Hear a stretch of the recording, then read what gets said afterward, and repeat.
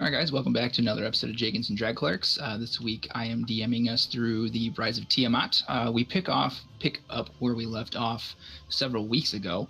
The party having found Neronvain's lair behind the waterfall and entering to be stopped by a group of elves, questioning them about who they were, and after surprisingly failing to give a fake name, the party began combat, which quickly snowballed out of control as shouts for help were issued, as well as the battle being joined by around 20 or so cultists and a trio of Ettins, as well as some of the elves who had been indentured by Chuth and Neronvain.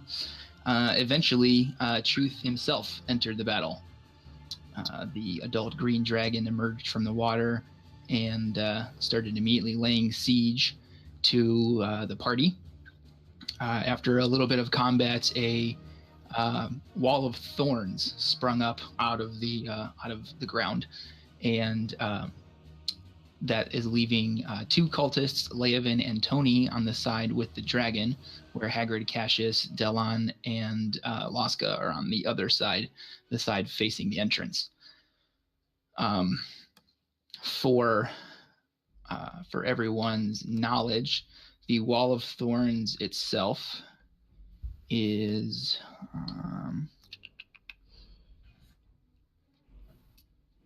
it is 10 feet high and 5 feet thick, and it blocks line of sight. So unless you're taller than 10 feet, you cannot see what's on the other side.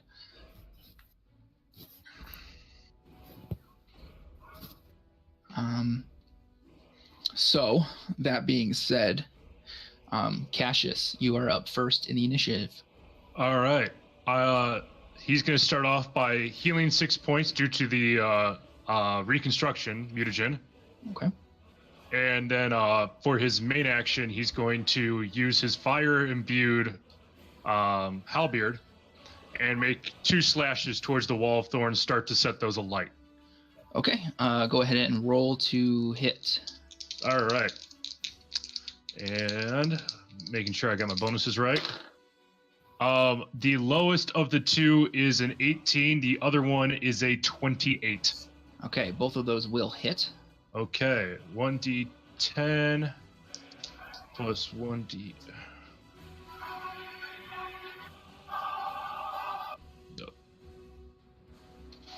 All right. And I'm just going to give you total damage on this since it's the same target. Okay. All right, that will be 11. That's 13. So 24 points of fire damage. Okay. So as you finish that, Cassius, your attacks burn away 10 feet of the wall. All right. And then I'm going to sit there and cycle back a little bit, and that will end my turn. Okay. That brings us to the remaining cultists. This guy, this dragon claw here is going to make an attack on Hagrid. And I believe, yes, so that they are still under the effects of the Bane spell. So we'll roll that with a negative d4. All right. So that's a 6. That's going to miss. And the other attack, it's going to be a 17, which also misses. Correct, Hagrid? Correct. All right. So that guy misses you. These guys are going to run down here. All right. That's going to end their turn. So, Leovan, you are up. Do we know who's up with? Sorry? Am I the only one getting an echo? No, I'm getting one as well. I got it too. Okay. So First, my call lightning.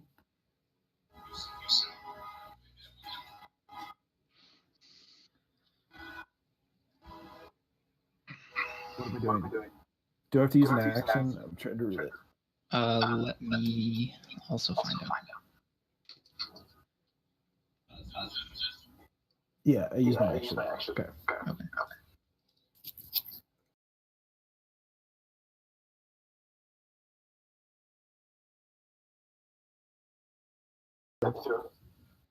Dexterity saving throw. Okay. Should we assume it's just base level? Yeah, I think so.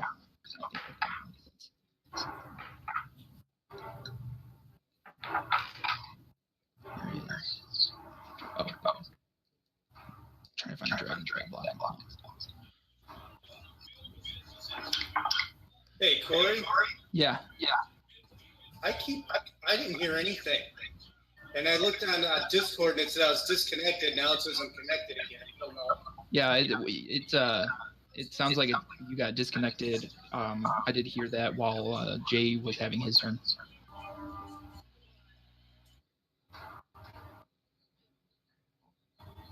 But you can hear us now?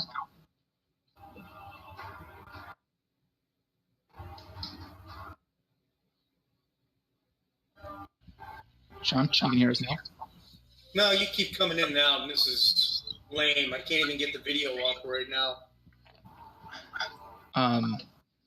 Do you have a way to connect your computer to your router with an internet cable?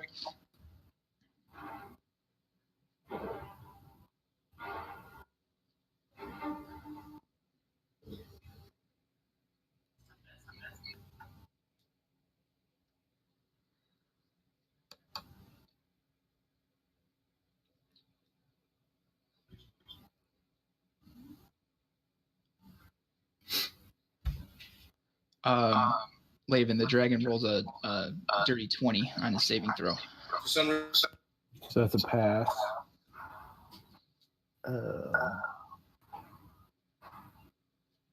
I can't get the video. You're talking. Half damage, so I rolled a 19. All right.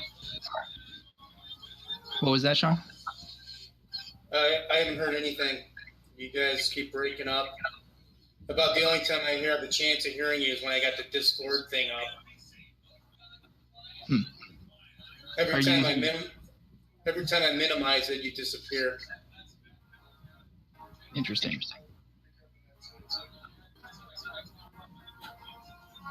What about the Ethernet cable thing again? What Ethernet?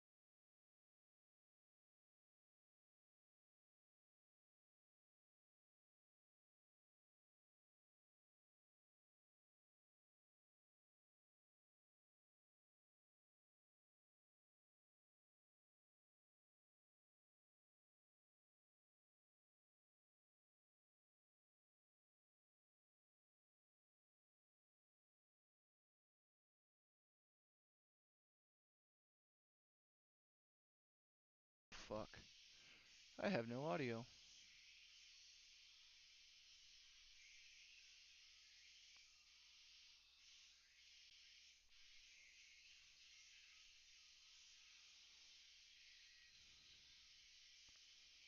Why do I have 0 audio?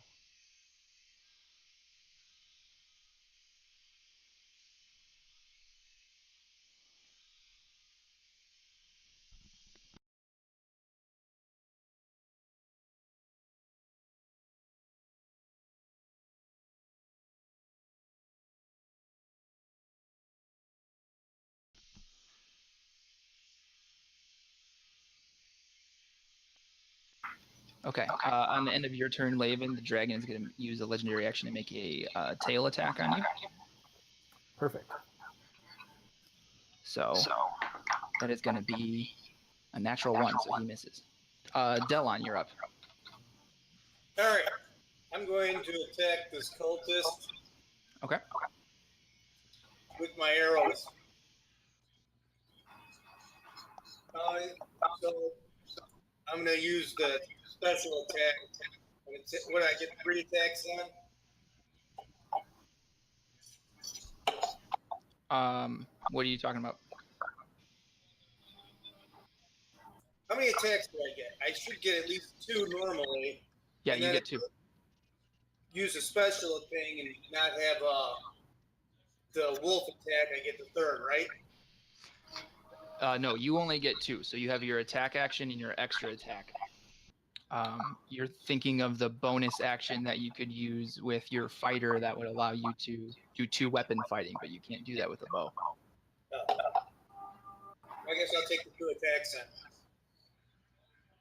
Here's the first one with my perfectly balanced 20-sider Sane gave me for Christmas. 19 plus That will hit. 13, so that's like 32. Yeah, that'll definitely hit. That'll hit him in the next week. He rolls a 1 for damage. Close. 2. So you got 10. 10. All right, that is enough to take him out. So you pin him against the wall of thorns with an arrow. Cool. Well, now I got to see what's on the rest of the map here. Oh, I could get these guys too, right? I can shoot at this guy? You cannot. You can hit. So you can shoot at this guy here, but not the one next to him. Hey, what's this guy? That is Cassius, your teammate. Okay. He doesn't want me to shoot at him, right? Not Probably perfectly. Is your microphone in front of your computer? No, it's behind him. Yeah, this is getting terrible. Can you turn the microphone down? It's not me. The echo is coming from your computer.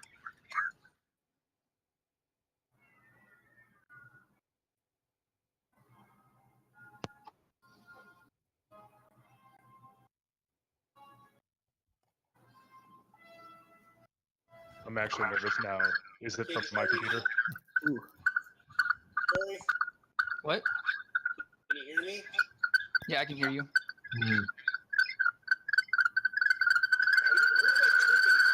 Oh, see, Batman.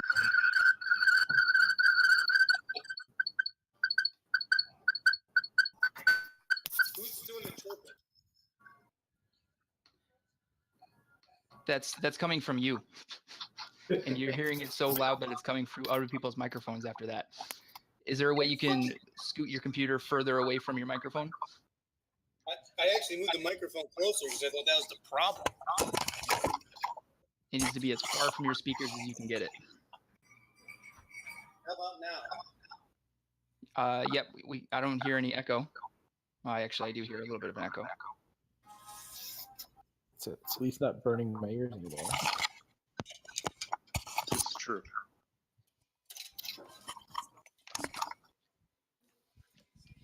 Can you hear me now? Yeah, Yeah, I can hear you. You hear echo? Very low. not at the moment. Well, that's the best I can do. Okay. Good enough. I'll start a GoFundMe page for better equipment so I can play with you guys. Okay, so I'm gonna go after this guy, Okay. and I have a 26. That will hit. 15. All right. Anything else? Would you like to move on your turn? Yeah, I gotta get a little closer just in case. So, what's my movement? I believe it's 30 feet. 1, 2.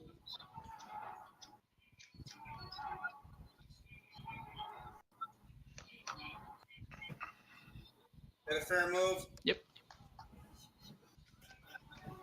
All right, Tony, it is your turn, and it is the last round of your rage. Okay. It has been a long battle. Well, luckily I have more rages.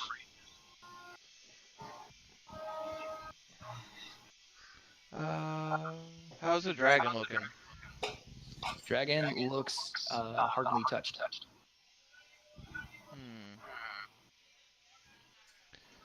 Then probably retreating would be the best option.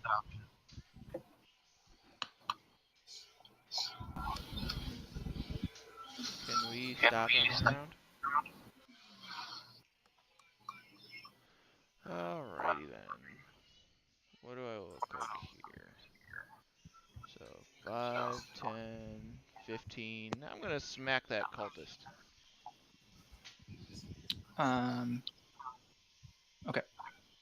For 1 attack. Roll, Frey Frey.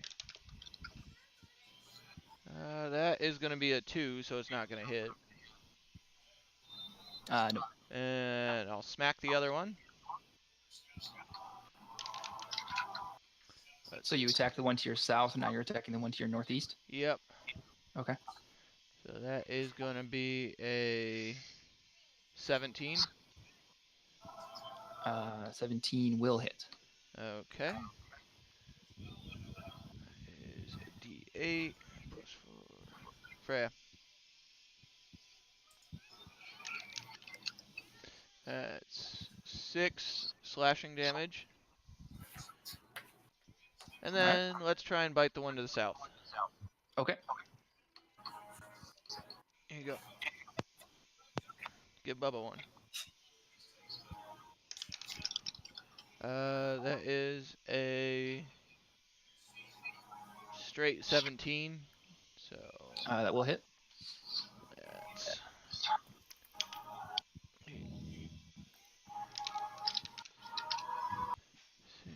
That's gonna be 7 damage. Okay. And so that was what? 15, 20, 25, 30. That should be 35 right there. And you counted the movement before your attack, right? Yes. Okay. And all right. That will conclude me. At the end of your turn, the dragon's going to use another legendary action to try to make a tail attack on Laven. That one's going to be a 22 to hit. Does a 22 hit you, Laven?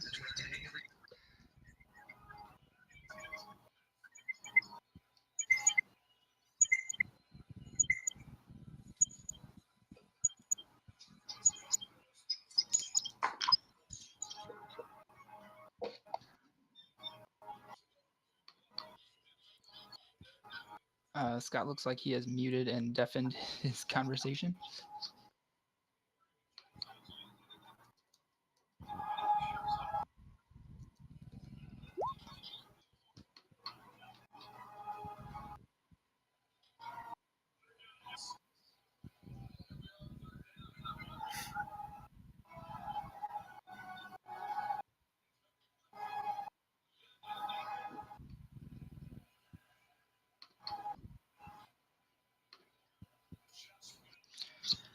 All right. Just going to move on with that. 16 bludgeoning damage to Laven when he comes back. I'm alive, sorry.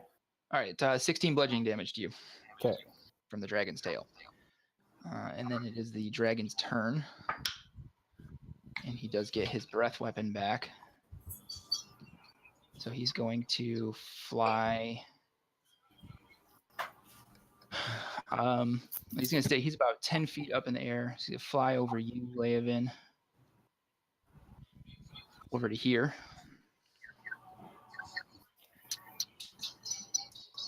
And he's going to attempt another breath attack.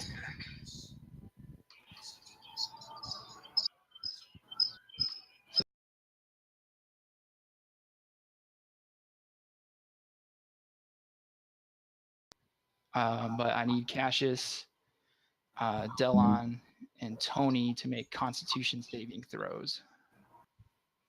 Uh-oh.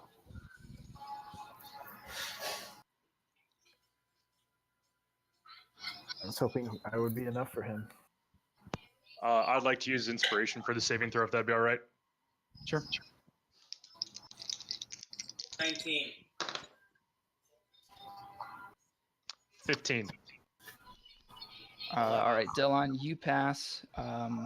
Cassius, you do not. Tony, what's your Constitution saving throw? 11. 11, you do not pass. Did you add the 4? No, I did not. He doesn't pass with the 4 either. All Yeah, right. that'd be a 15. Cassius and Tony, you guys take 66 poison damage. And I'm out. And Delon, you take 33. I need you to make a saving throw for Laska for me too, real quick. I do have a question. Yes. Since would it end at my rage end at the end of the round or end of my turn?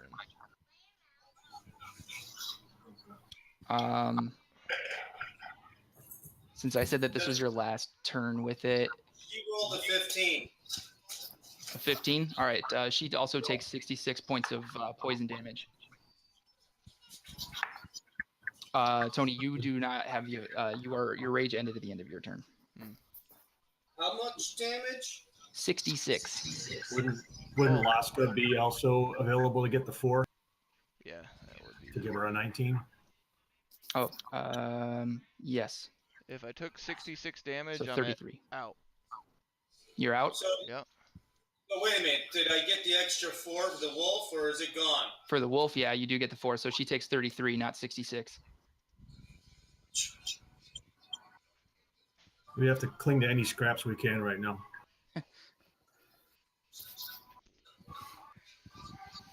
So wait a minute. Dylan takes 33? Yep, Delon takes 33, so does Laska.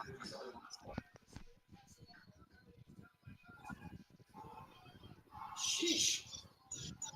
What are we fighting, a dragon or something? Or something.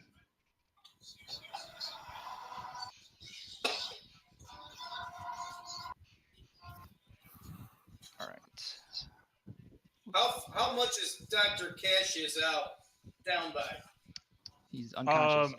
Yeah, I'm rolling dice to stay alive right now. Can we stop? What?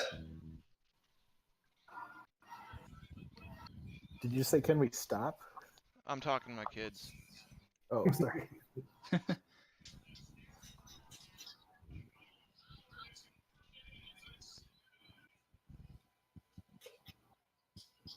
So we have 2 down right now?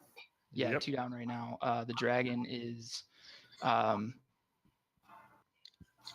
going to move back to here, right? Hey, buddy.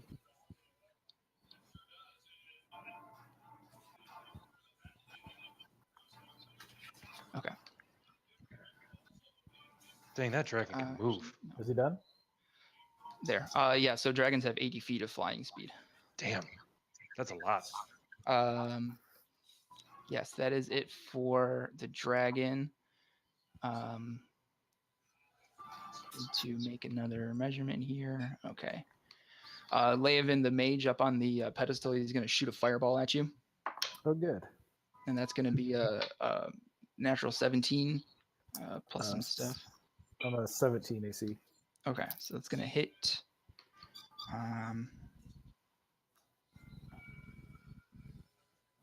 It's going to be 2d10 fire damage.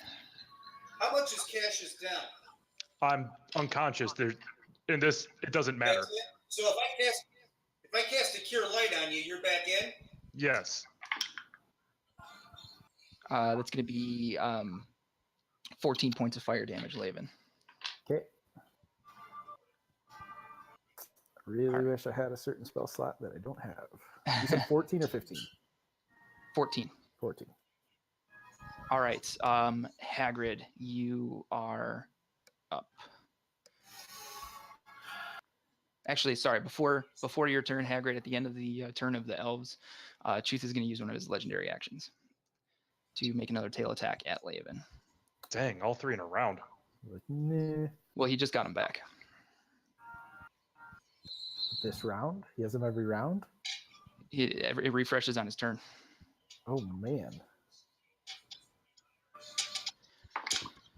Okay, that's a 23 to hit, Laven. That'll hit me. All right, and then that's going to be Roll. 21 damage. Yee!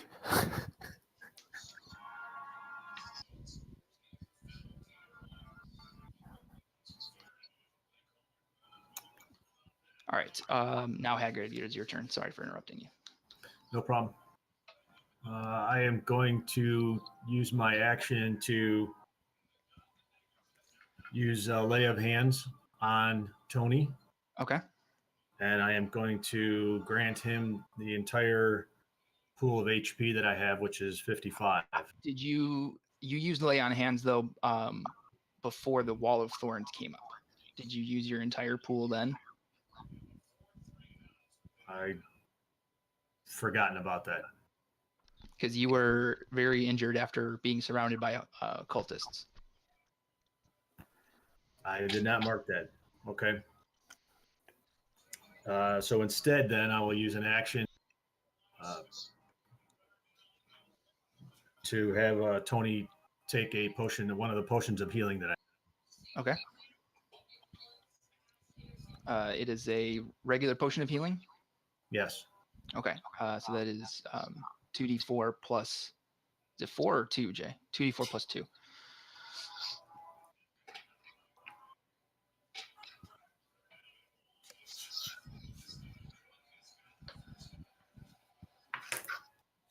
That one didn't even make it in the bowl. Oh, crap. 6. All right, Tony. 6 points of HP to you. Thank you, sir. Does that bring you back? Yeah. Okay. All right. Let me erase my pool here, so I no longer foolishly try to use it again. It's okay. All right. Oh, I can't do that, can I? Since I use that as my main action, dash, can I? You cannot know.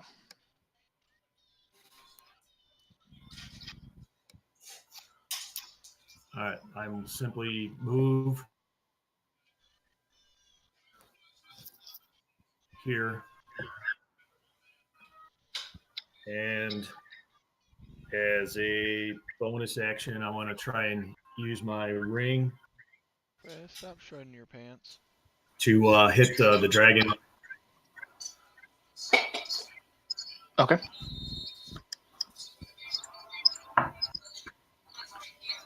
Uh, 15. No, wait, sorry. Spell. Is that considered a spell attack?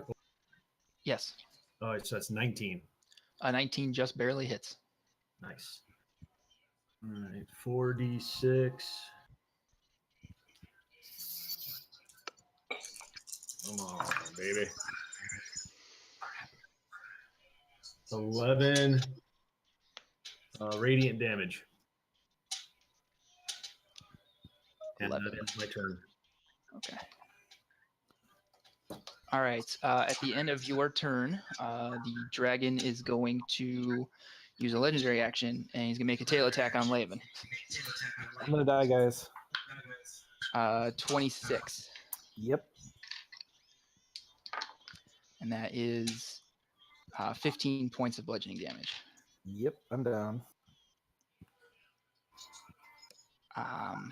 And then it is the lair action. So the Wall of Thorns disappears.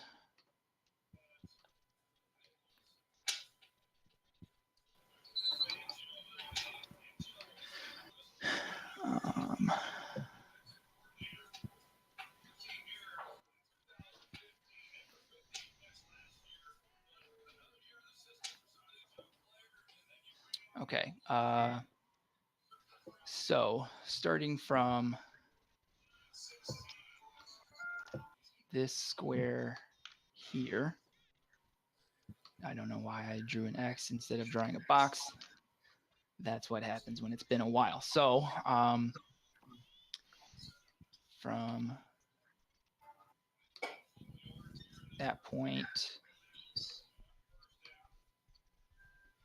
all right.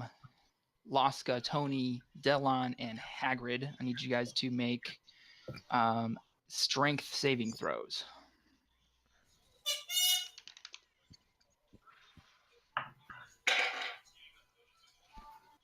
Dirty 20. All right. Would I not also be in that area of effect? You are unconscious, so it doesn't really matter. I'm just marking off 2 failures then. Less than 24. No, Cassius, don't do that. Okay.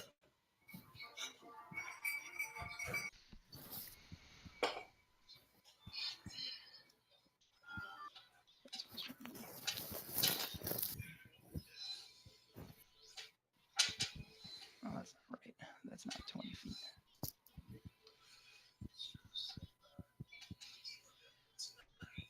There we go. Sorry, Hagrid, what was yours again? Hagrid's AFK right now. Okay. Delon, what were the saving throws for you and Laska? I had a 16 and Laska had a 11. Okay. So Laska is now restrained by roots and vines that have erupted in that area, and that area is now considered difficult terrain. Tony, how about you? What did you get? 23. Okay, you're good, but it's still difficult terrain. When Haggard comes back, I'll double check with him. Right here. What did you roll, Haggard? I actually got a 24. I forgot to add my. Okay, you're good then. It will take 10 feet for you to get out of the circle there because it is difficult terrain. Right. All right. So Cassius needs you to make a death saving throw. All right. Roll high, roll high, roll high. Natural fucking 1. That is 2 failures. That is 2 failures. You kind of cursed yourself earlier. All right. You mean this isn't like golf where lower is better? No. If So I didn't know Tony wasn't going to make it over there, Cassius, I'd have come over and knew the other potion I had. You made the right call. You made the right call. If I get a turn, I'm going to fucking cure light wounds on him. Well, if you could do that in this game, you would do that, but I'm sure you could just give him a potion of lesser healing. He does also have the cure wound spell. Yeah. I mean, let's. We've got so more than just me down right now. Let's triage. All right. Hagrid, both the Dragon Fangs miss you with their first attacks. Because they need to suck it. And I need to check on this. This one might be a hit. Probably not, but we'll see. Yeah, no, just plus 1. Okay, no, both of them miss you because your AC is stupid. 21 is not stupid. It's stupid high. All right, Leovan, you're up. I need you to make a death saving throw. Cool. Roll higher than I did. Let's see what I'm looking at. Is there a modifier? Nope. Okay, 11. That is a success. Actually, yeah. Oh. If it's double digits, it's a success. Okay. Yep. Turn higher. Delon, you are up. So Cassius, you don't want me to try helping you? I can't answer. I'm unconscious. Well, You speak to me and my tongue just plops out of my mouth like this. Here. Who's fucked up now? Yeah. That I can get to. Well, So- everyone, because we're fighting a green dragon, but we need to help Cassius. Because of the difficult terrain, you cannot make it to Leovan to help him. Tony has 6 hit points, and Cassius is knocking on death's door. Okay, I'm gonna go try to help Cassius and hope that he's got some abilities to help the party. Okay, can I go over to him, give him a potion down his throat, and then still fire an arrow at the dragon? No, because force feeding someone a potion takes an action. And if you use your action to do that, you cannot use your action to attack, which means you don't get the extra attack. Can he attack first? Love you, But then Bubba. you'd have to attack for your second. No, he Right. needs an action to administer the potion. Extra attack doesn't grant you a second action; it grants you a second attack. Extra attack. Yeah, that makes sense. You do have the cure wound spell, right, Delon? Yeah. Yes. So you can cast that as a bonus action. So I can attack and then cast it? Is that how that Whatever works? you want to do it in. You can do it in whichever order you want. Bonus action can go first. It can go last. Can I do it first? What the fuck? Something's about to go wrong, so hold on a second. This page is unresponsive for Tyranny of Dragons. It says either wait or exit page. I'm about to exit page and see what it does. Just hit wait. Your camera's still working. Yeah. Okay, so I'm going to cast Cure Light. All right. So you do need to move over to him though, and that will take 20 feet of your move speed. That should be enough, right? Yep.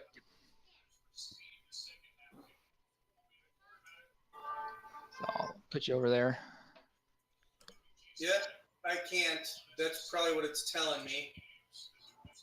That's fine. Corey can do it. Yeah. So you're right next to him now. All right, so I'm going to roll an 8-sider plus I believe I get a spell modifier, which is For cure wounds, it's just hang on. Spellcast. Yeah, it's a spellcasting modifier, so it's whatever his What do I want this casting for? stat is. so it says Wisdom. So spellcasting ability under Wisdom, is that what I'd look at? So it's the D8 plus your wisdom modifier. Okay, so it's 3. Let's see what I get. 7. So 7 total? Mm-hmm. Cool.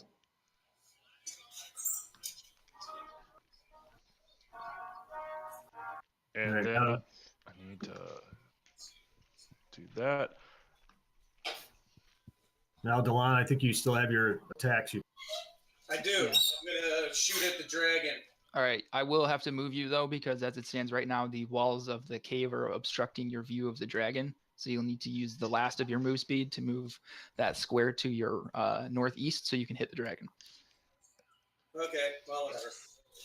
This is an arrow of dragon annihilation that I've devised myself while being alone in the woods and communing with nature. All the corruption and foulness from this beast, I will eliminate with this one shot. I should hit. That's the 12 plus 13, 25. Yep, that'll hit. Takes 10. Okay. Well, sounded good in theory anyway. And your extra attack? Hold on. What? Your extra attack? Oh, I'll use that too then. This is a broadhead of bleeding on this one. I might have just shot my foot. I have a 17. How does that work? 17 will miss. So you loose your arrow with the broadhead of bleeding, and it hits the dragon's scales and goes clattering pointlessly into the pond. I asked the dragon, can I have it back, please? Little help here. All right. Delon, after your turn, the dragon's going to use his last legendary action to hit Leovan with his tail attack. Wait, Oh, I yeah. screamed to see if I can scream the dragon. Hey, bonehead!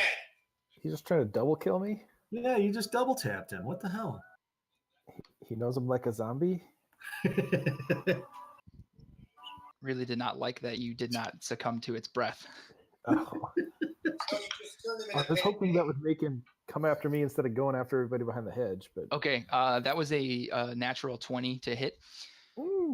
Failed 2 death saving throws. Bye, guys. You still can't have- overdie. You still have 1 to go. You can't overdry. You can't overdie. You can certainly overdie.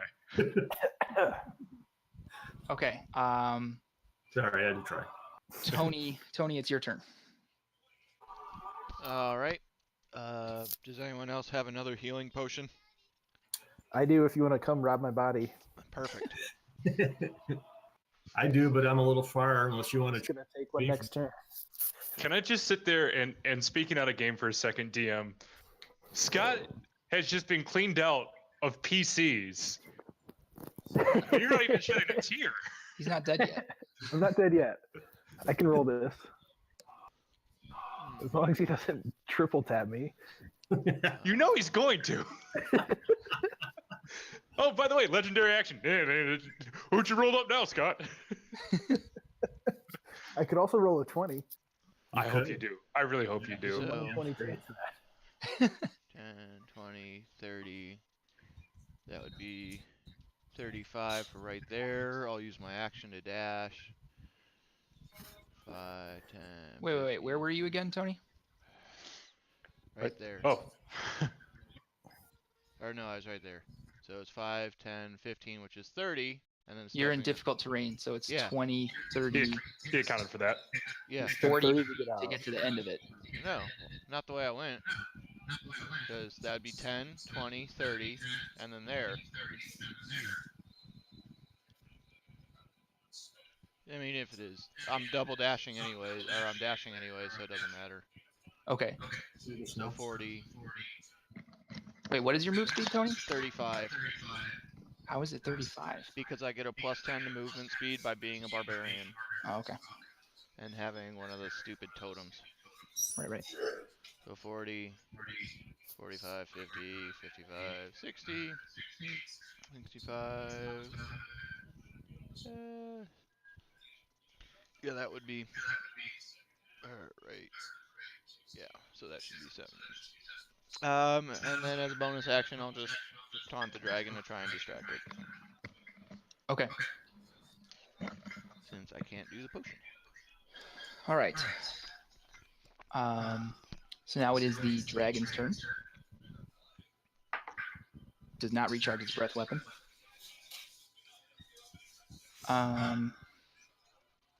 Tony the dragon is going to make a bite attack at you. Woohoo! That is a natural 20.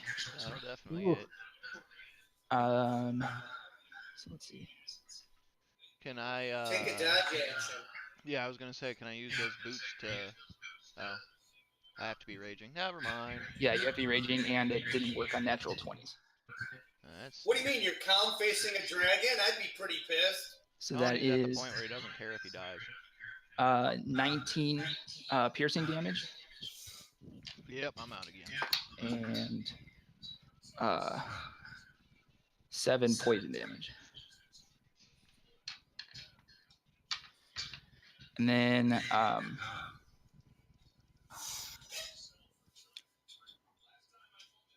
it's going to make one of its claw attacks at you. Does an 18 hit? Yep, it hits. Okay. And that is I'm out anyways, it doesn't matter, it's just a death right. save. So you failed 2 death saving throws. Yep. And then, so the dragon has 1 extra attack. And I'm going to roll a d4 to see if it goes at Tony or at Laven. Tony, you're even. Laven, your odds. It's a 3.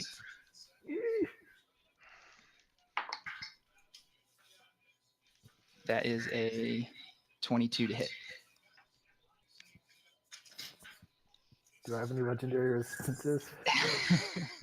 You actually do. You have resistance to dragons. Why did I suffer 2 death This saving whole throws? time? Yeah. Because Tony, you are prone, which means that any attack that hits you is a critical, and critical hits cost 2 death saving throws. So no matter what, when you get hit, when you're in a death condition, it's 2 Can I fails. warg out here? If it is a melee attack, yes. Okay. Can I warg out? So, Leovan having felled by the dragon's tail, and you see the dragon hit his limp body with another slam of the tail. You see his limbs kind of launch up as the tail makes contact with him. Tony runs over to try to distract the dragon from Leovan, who is then promptly bit and gets eviscerated by the dragon's claw. And then the other claw comes through and hits Leovan on its way to hitting Tony. And you see on the end of the dragon's claw entrails and just a sort of a spray of mush from Leovan's stomach.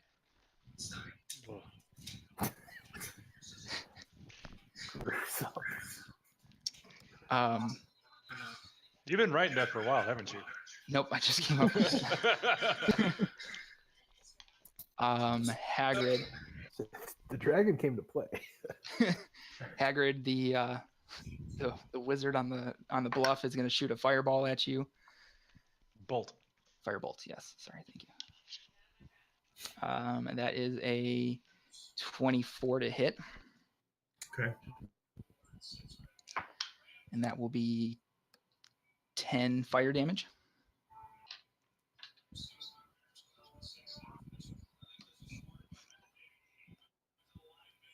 All right. You see a elf come from out where you guys can't see, and he drops down into a 3-point stance, and he's laughing and clapping as he stands up. He looks like an elf, but he appears to have like, you can tell that he is corrupted and a bit mad. You can see sort of a range of rage of insanity burning in his eyes, and you can see like black tendrils coming up from under his cloak and wrapping around his neck and his face.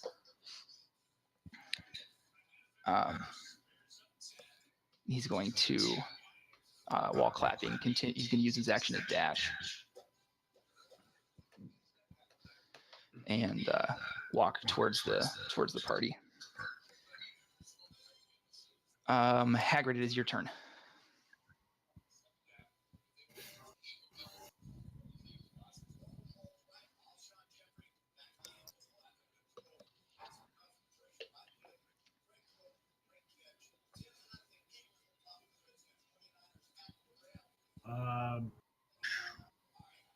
Okay. I am at the risk of invoking opportunity. I'm going to use my main action to dash.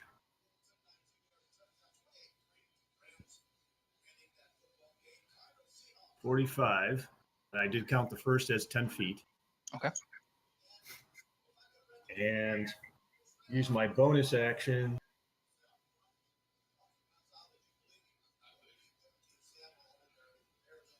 to cast Hold Person on said weird ass elf. Okay. Wisdom saving throw. Okay. That is a 7. 707? Yes. Wow. You are now paralyzed. All right. Hagrid just hugs him. It's a very strong hug.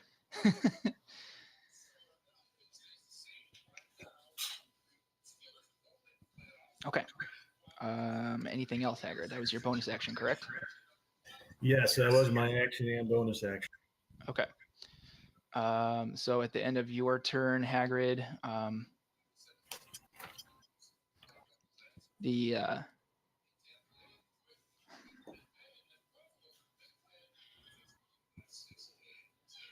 Yeah, go ahead. The asshat with the legendary tail attack. he's actually going to make a wing attack. So the dragon's going to start beating its wings to come over to who. So this elf that you saw is Neronvain. So he's going to start beating his wings to move towards Neronvain.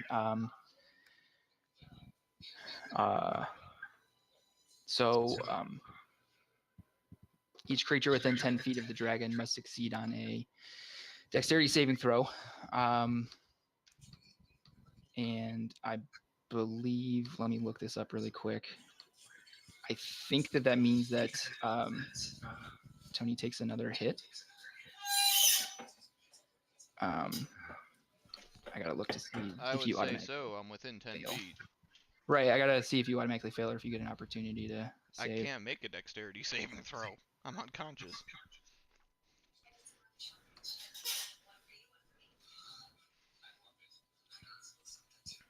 Yeah, so it actually, if it was any other type of saving throw, Tony, you would actually get an opportunity to roll against it, but you automatically fail strength and dex saving throws. I'm dead. So that's going to be, 13 bludgeoning damage. And so as the dragon, it was already about 5 feet off the ground. The dragon again kicks up a wind, and you see Tony's limp body kind of roll and plunk into the pond. Love you. And then the dragon No, they're not. They're all chewed. is able to fly half of its flying speed, and it's going to come join its master.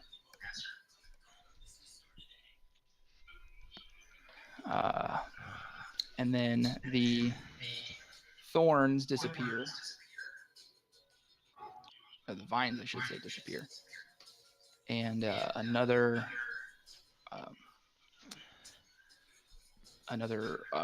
wall of thorns appears.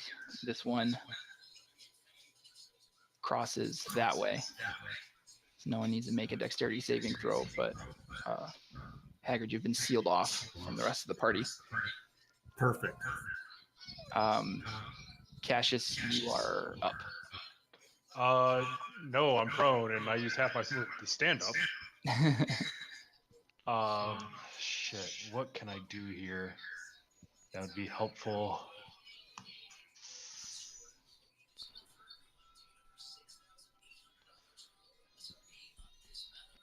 I don't have my Crimson Right anymore.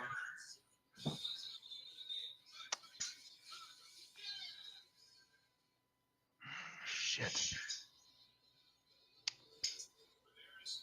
All right. I really have no other choice here. I'm going to take the mutagen of rapidity to improve my move speed 15 feet.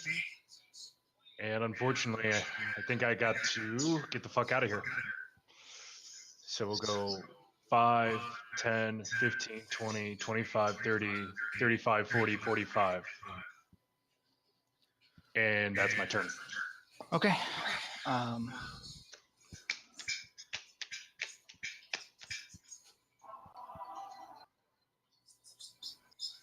All right. One of the cultists is going to attack Delon, and the other one's going to attack Laska. The attack against Laska is a complete fail. First one is. The second one is a 16 to hit. What is Laska's armor class? 17. 17. All right. So she's able to avoid the attack. Now for the two against you. That's going to be a 18 to hit. I have an armor class of 17, plus I'm kind of good looking, so probably not a hit. And the second attack will miss. So one of the attacks hits you.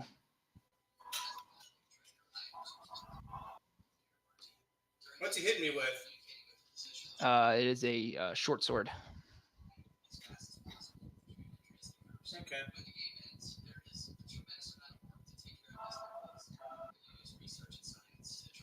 right.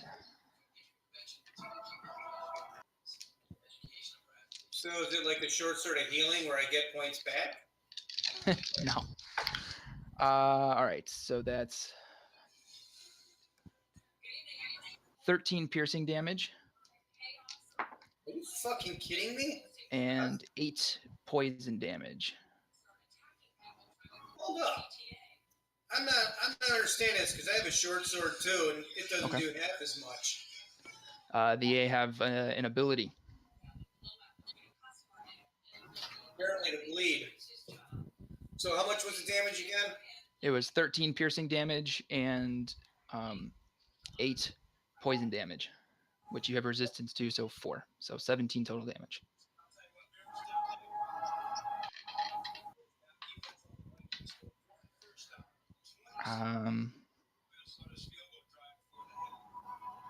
Okay.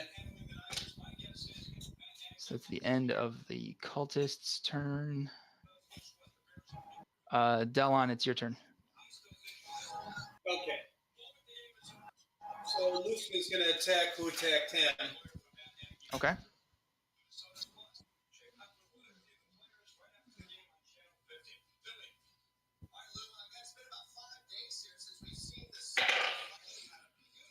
I have an 18. That will hit. So if it's a creature, it has to succeed on a difficulty class 11 strength, otherwise be knocked down. Okay.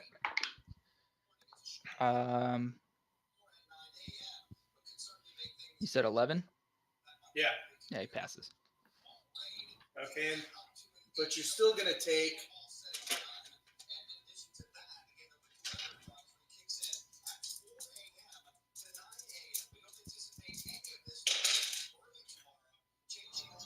Nine damage. Okay. Now, what's the rules if I use my bow at this range? You roll with disadvantage. Okay. So I'm going to shoot my bow at this guy.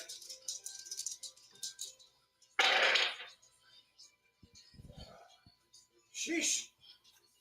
That is a disadvantage. 15. 15 just barely hits. Ooh. Got that going for me. Take 10. I'm going to attack again. So you gave your extra attack to Laska so she could attack. No, I did not because I looked into that. Okay. How do you figure? Because I should get 2 attacks because of my level. And my ranger companion, I can attack twice whenever you take the attack action on my turn. My ranger beast gains attacks, blah, blah, blah, takes its turn. Your turn, command beast attack. No action required by me. So. Okay, hang on. I need to read this because I think you blah, blah, blah'd over something important. No.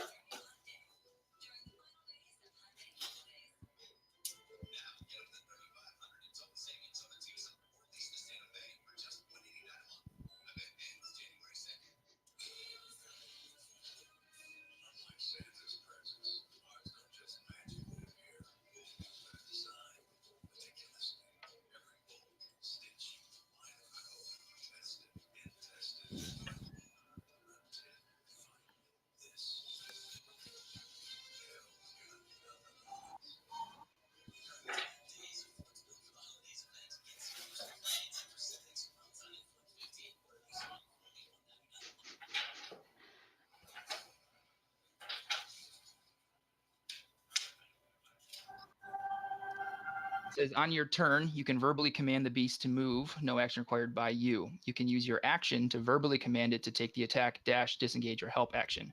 If you don't issue a command, it takes the dodge action. Once you have the extra attack feature, you can make one weapon attack yourself when you command the beast to take the attack action.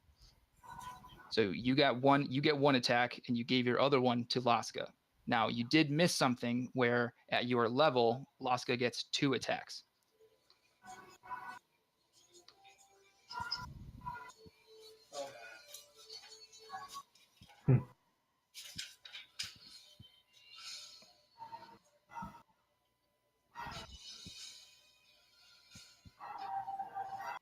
So at 5th level, I get an extra attack. Mm-hmm. Are you telling me this beast can't attack? I have to give him my attack even though I earned my attack? Just this beast can't attack on its own? Because if that's the case, get rid of the animal. I'm sending her home because that's a waste of my time. That is correct. That makes no sense. Okay, but you still get by giving one of your attacks to her, you get 3 total attacks in your turn. 1 with your bow, 2 for her. But she does less damage, so it's really not where I want to be. But Okay, then don't use her. Well, she's already being used, so do I get an extra attack with her? Yes. Yeah. Fair enough. Sheesh. 7. 7 will miss. Just perfectly balanced dice.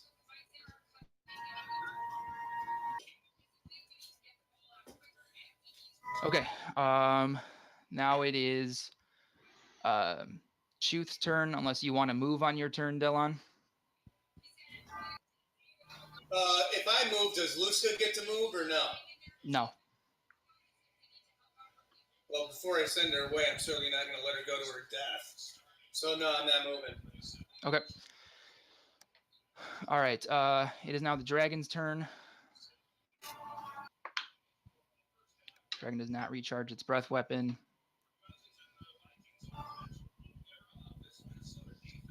Haggard, the dragon is going to use its multi-attack against you. So the bite attack is a 27 to hit.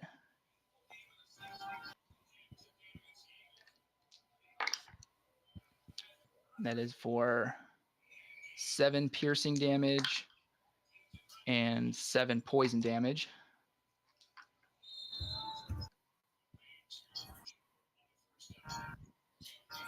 And then 2 claw attacks. 1 misses, 1 hits with a 21.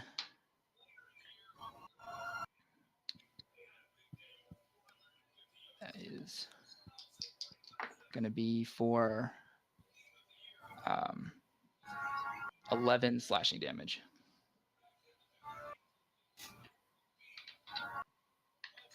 Got all that, Hagrid? I do. Okay. At the end of the dragon's turn, this little son of a bitch is going to take another firebolt shot at you, Hagrid. That misses. For hold person, does the person who was held get to, on the end of their turn, try to break the... Yeah, at the end of each of its turn, the target can make another wisdom saving throw. Okay. So at the end of Neronvain's turn, he rolls a motherfucking 1, so he's still held. In fact, the grip gets a little bit tighter.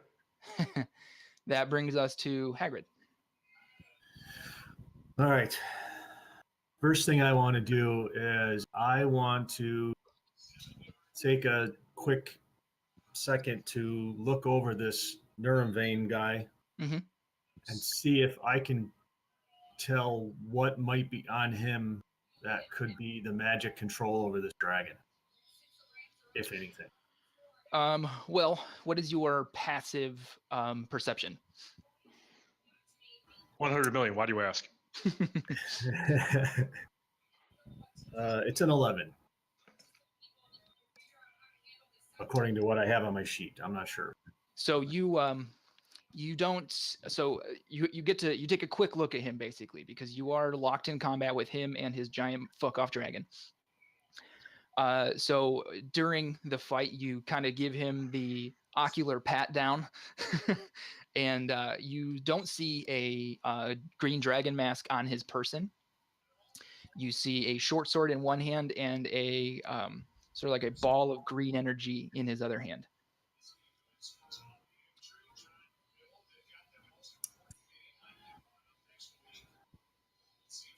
He's totally wearing it as a cod piece.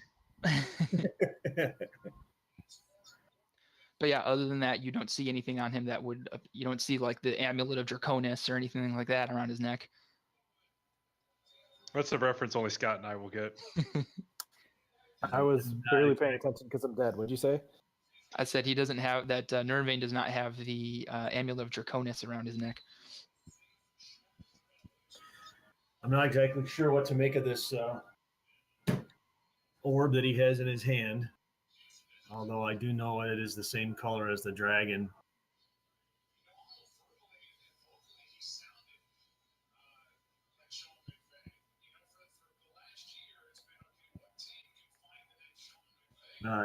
If I can I use my bonus action to try and take the orb from him, the green ball? So it's not like Jareth holding the orb in Labyrinth. It looks like it's spell energy. Oh, okay. Basically, I was just trying to fancy it up that he has a spell that he can cast that does poison damage. Gotcha. Sorry, Okay. I didn't mean to misdirect there. Sure. Well, then I am going to attempt to remove Neronvain from this plane of existence. Okay. I get advantage, right? Because he's paralyzed. Yeah. I believe that is true. Oh, I thought you were casting banishment. Never mind. No, I don't have banishment. That's another person that has a similar name. Yes, so your rolls have advantage, and if you hit him, it's a crit. All right, well, I definitely hit with a dirty 24. Yep. Didn't say dirty, adjusted 24. Filthy 24. Yeah. So I get the weapon attack. So your weapons damage is doubled. Your improved Eldritch or your improved Divine Smite is doubled. And should you choose to pump every last spell slot of Divine Smite you have into the motherfucker, that's doubled too. Okay, so 8 bludgeoning from the weapon itself. That is doubled. You rolled a 4. I rolled a 2. You rolled a 2. Okay. That's doubled plus my modifier. All right. My regular divine smite is.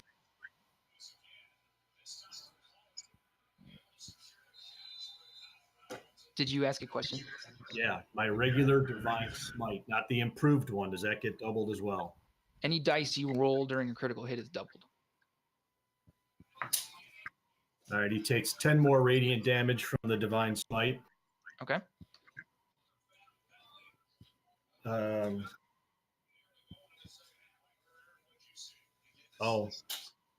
My bonus action.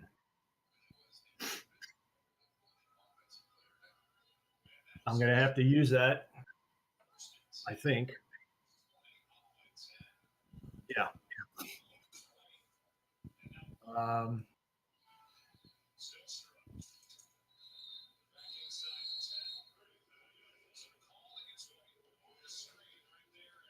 I'm just going to yell, fuck yeah, to represent my shirt and also activate my arc hammer.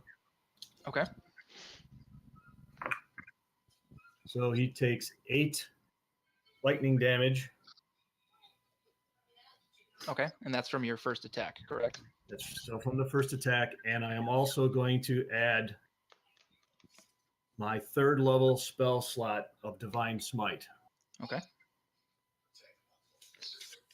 Is he considered a fiend? No. Okay. Penny. So then it's only 4 d8s. Only.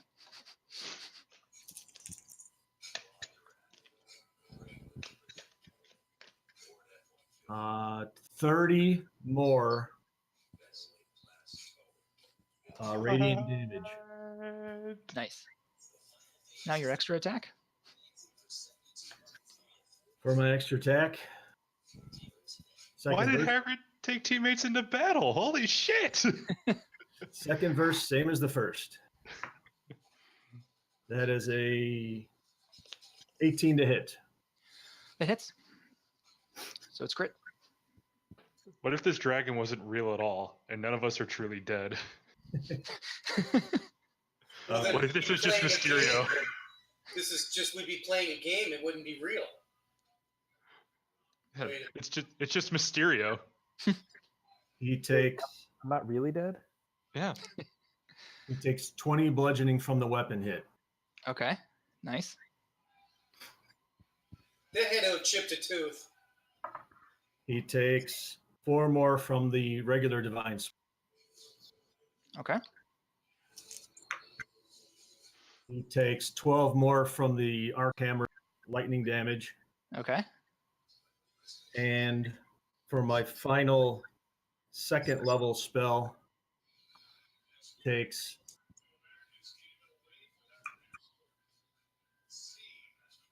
30 more radiant damage. Oh my god. What the? How much damage did you do this turn? He did 122 damage. What the fucking That's fuck? pretty good, Dan. That is impressive, Dad. Unfortunately, I am done with my turn. Yeah. Unfortunately, Neronvain isn't dead, but the paralyzed look in his eyes tells you, my god, I wish I was. What the fucking fuck? So at the end of your turn, Hagrid, is the dragon is going to do a legendary action. He's going to Neronvain as well. Yeah, can he just like be merciful and put his master out of his misery? Let's see. The dragon's going to he's just going to make a tail attack on you because he can't do anything else without hurting his friend. 24 to hit.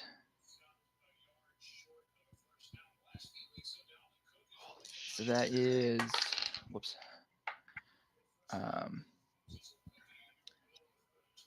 15 bludgeoning damage. And then the layer action comes through.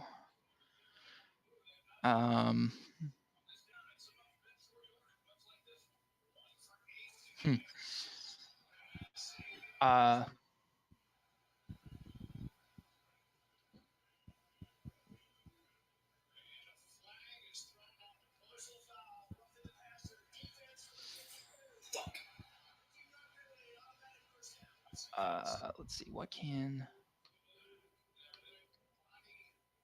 Okay, yeah, no. All right,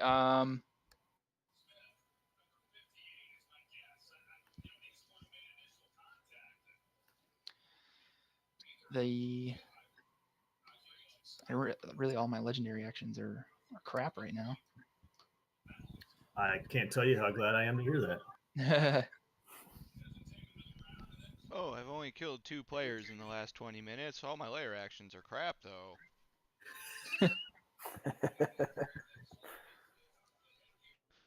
Was that Corey taking a life? I'm sure it's soon to be 3. I don't think I'll survive any more attacks from the dragon.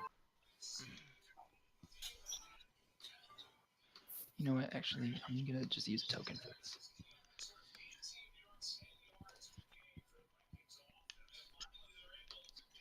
All right. So again, the grasping vines are gonna come up out of the ground. And we'll see if anyone's in this or not. Okay, yeah. Delon and Laska, I need you to make strength saving throws.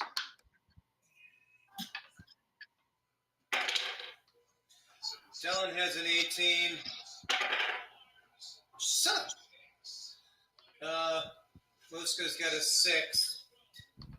Plus her natural wily animal ability to get around plants and animal things.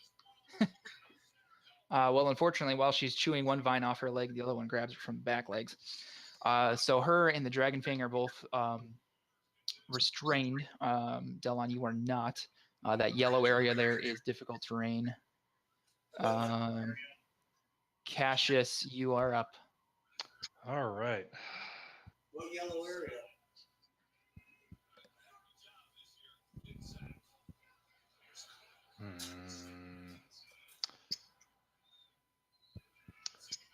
You know what?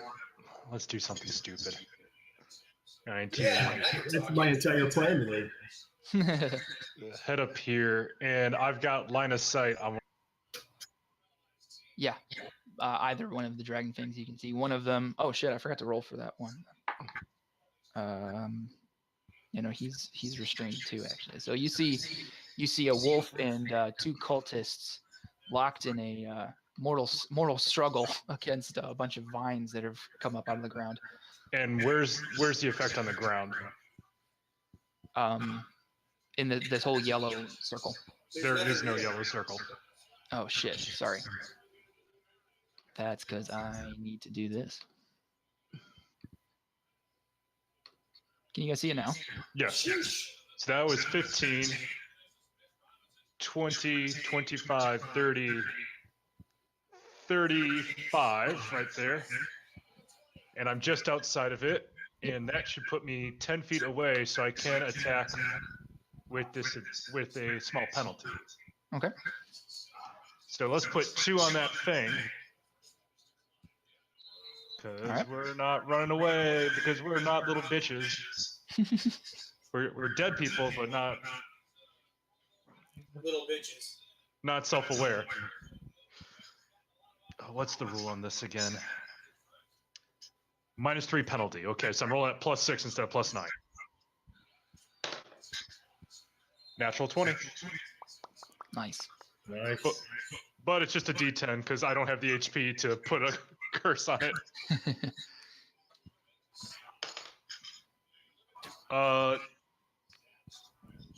We're starting off with 13 slashing. Okay. How's he looking? It looks pretty rough. Let's dump another one. What about the fire damage? There is no fire damage. I thought you paid to put the right back on it. No, I don't have the HP to put the right back on it. Okay. Yep. So the next one will be a adjusted 20, 14 plus 6. Hits. And that one will be 15, 10 plus 5. Okay. Still standing there looking bad. All right. And then for my bonus action, I'm going to pee my pants a little bit. And that's my turn. All right. At the end of your turn, the dragon is going to use a second legendary action to make another tail attack on Hagrid. But that's only a 16. Wow. So you're able to actually get your shield up in time this time, Hagrid, and sort of use all of your Goliath might to knock the tail to the side as it crashes into the ground next to you. The cultists are up. When do I get to attack? You'll be after the cultists. Orders in the chat. What? I put the initiative order in the chat on Roll20.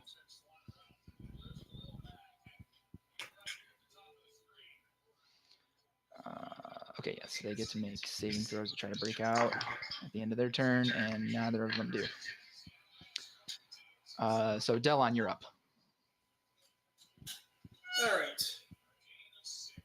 I'm going to use my vicious short sword.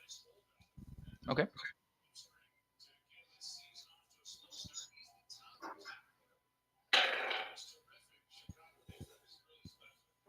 It was a 16 hit. Yep. Nope, I'm sorry. Nope, 12. No, 12 not hit. Okay, what does Luska get to do? She is restrained. Come on, you fucks. So her attack rolls have disadvantage, or you can basically use her turn to try to break out of the vines and make another strength saving throw. I'm going to have her break out. Okay. She has a 20, a dirty 20. All right, yeah, she breaks out of the vines. Okay, so what does that count? So that would be like her action. So she can't make any attacks, but she is out of the vines. And do I get another attack still, or no?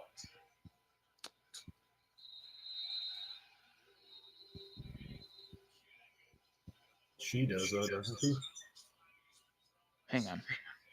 I'm trying to think of how to reconcile this because technically she can't make an attack, but you can, without an action, command her to move, which would basically have her make an action, which would have been to break out. So I will give you another attack. For who? Her or me? For you, Delon. Okay. All right. This time I hit 25. Yes.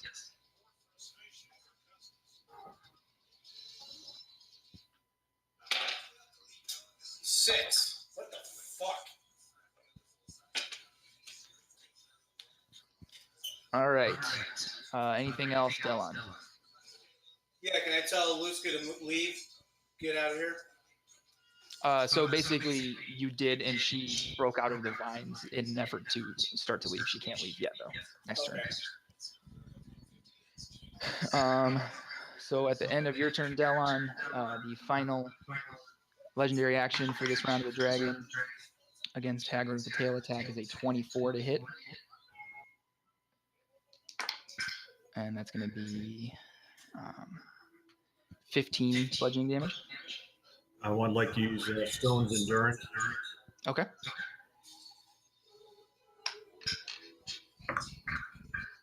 To reduce it by 6. Okay, so then that's what? That's 9. Yeah, 9 bludgeoning damage.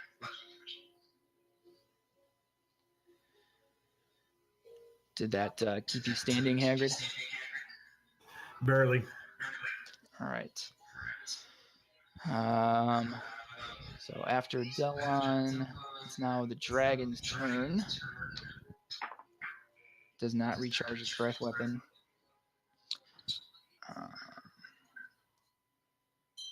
Haggard, it's going to make a multi-attack against you. So it's a bite and 2 claws. The bite misses with an 18. Claw number 1 misses with a 15. Claw number 2 will hit with a 22.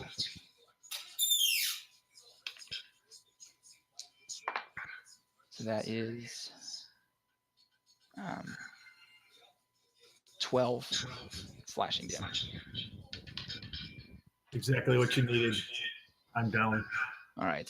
Haggard is unconscious. The hold person effect on Neronvain ends, as does the Bane on the dragon things.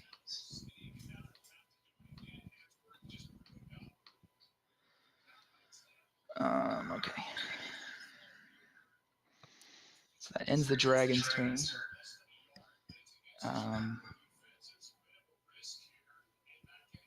Those guys can't see anyone anymore.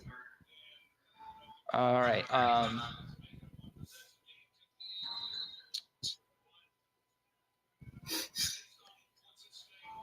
Hagrid, Neronvain is going to make an attack against you with his short sword. He misses. Oh, wait. We'd have advantage. Still misses. His second attack.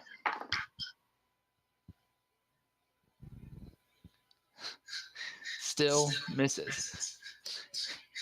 So, Delon and Cassius, you guys hear, coming from deeper in the chamber, the sounds of dragon teeth gnashing and claws slashing, and then you hear the sounds of a sword just smashing against plate armor.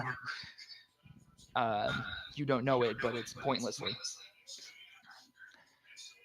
All right, Hagrid, I need you to make a death saving throw now. It's your turn. 19. 19, that is a success.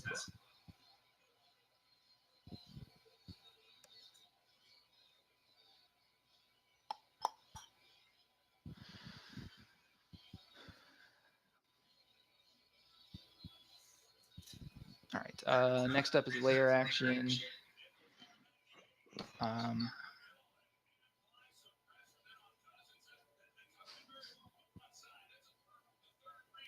And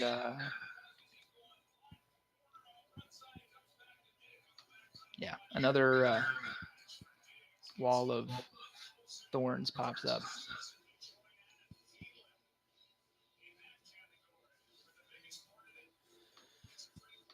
Just because there's really no other good layer actions to do right now.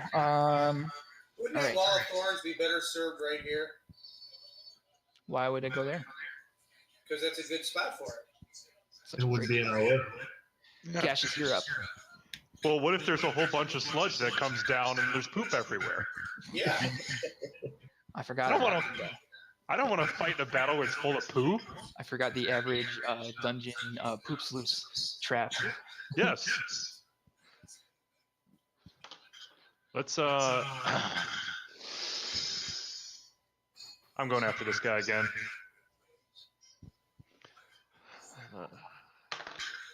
That's another adjusted 2014 plus 6 That will hit. for 14 slashing damage. All right. And still not down? Nope. Jesus Christ, what's this guy made out of? Ballistics gel? These guys are basically the highest rating cultists you can be without being a wyrmspeaker. That's cocked. Between an 18 and a 2. That's a 21 Hit. for 8. Oof. It's a shame you rolled poorly on that one. Yep. And then for my bonus action, I'm going to continue wetting my pants. All right. The dragon's going to make another tail attack on Hagrid. That's going to hit. So Hagrid, that's 2 failed death saving throws.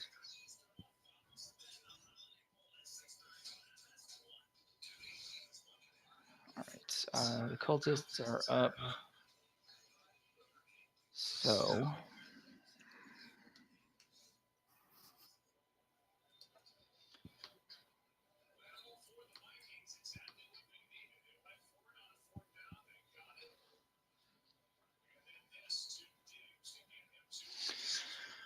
okay, so the one Dragon Fang is going to continue to try to attack Laska.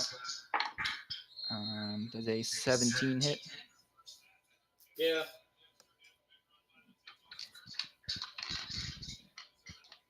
All right, 7, 8, 9. 12 piercing damage and 5 poison damage. So 17 total? Yes. She's -6. Okay, so on your next turn, she will need to make a death saving throw. The other Dragon Fang is going to make an attack against you, Delon. It's going to be 23 to hit. Barely. So that's 15 piercing damage and 10 poison damage reduced to 5. So 20 damage. Yes. Wow. Okay, my attack? Yes, it is your turn. Luska, move. She doesn't move. So I'm going to attack. Okay. My guy. Natural 20. All right. That does extra damage because of your vicious short sword. That's right, it does. The whole 2. So it just says +7 piercing. Does that replace the +5? No, it's so you roll and then you add 7. Plus my +5. Yes. Oh, okay. So double what you roll on the dice and then add the 13 to it. So, okay, 9. 12. 9 and 7. That's 16. It's not double damage because it's a natural 20, though, right? It is double damage. So the dice value that you roll is doubled, but the bonuses that you add are not. Say what? So whatever you rolled on the dice, multiply that times 2, and then add your 12. Oh, okay. That's how that Yeah. works. That's a letdown. So let's see, 8 and 14, 22. All right, you killed him. So I'm going to attack the other guy now. Okay, are you gonna move so that you're within range? Or can I shoot my bow? Yes. Then I'm shooting my bow. Okay. You suck. I have a, well, it's actually a 19. That hits. That's why I like using this bow. It never misses. Basically, not unless you roll a 1. So you take 11. All right, you killed that guy too. So now I need you to make a death saving throw for Laska. Or you can use your bonus action to cast Cure Wounds again and heal it.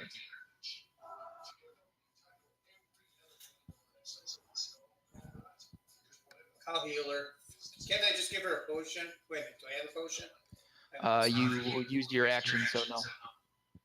Oh, okay, so I could just cast a spell then? Yep. I'll do that. Okay.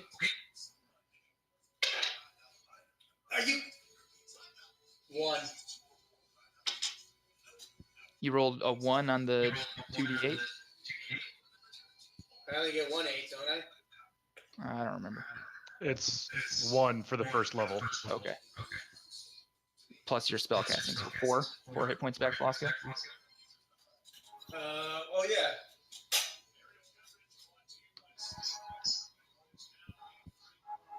So how does that work? Do they really go into negatives, or was she just at 0 and I got her back to 4? The only time negative matters is if one hit would take you negative your max hit points. So say your max hit points are 100. If you would get hit with an attack that did 200 damage, you would just die. Makes sense. All right, so she's up, right? Yep. She has 4 left. I don't feel like a shit. And I tell her, you need to go home. This is no place for you. Okay. Way too dangerous. So she will execute that order on the next round. Fine, can I move? Yep. What's this thing? That is a dead cultist. Oh, okay. So they're all dead. Oh, that's an X in there. Yep. So,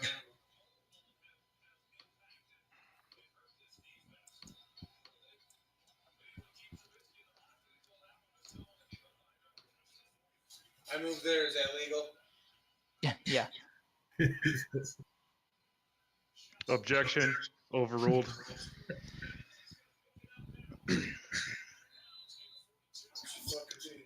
At the end of your turn, Delon, Hagrid, I'm sorry, the dragon is going to use another legendary action to make a tail attack against you. Yeah, I How many can't. legendary actions does this thing have?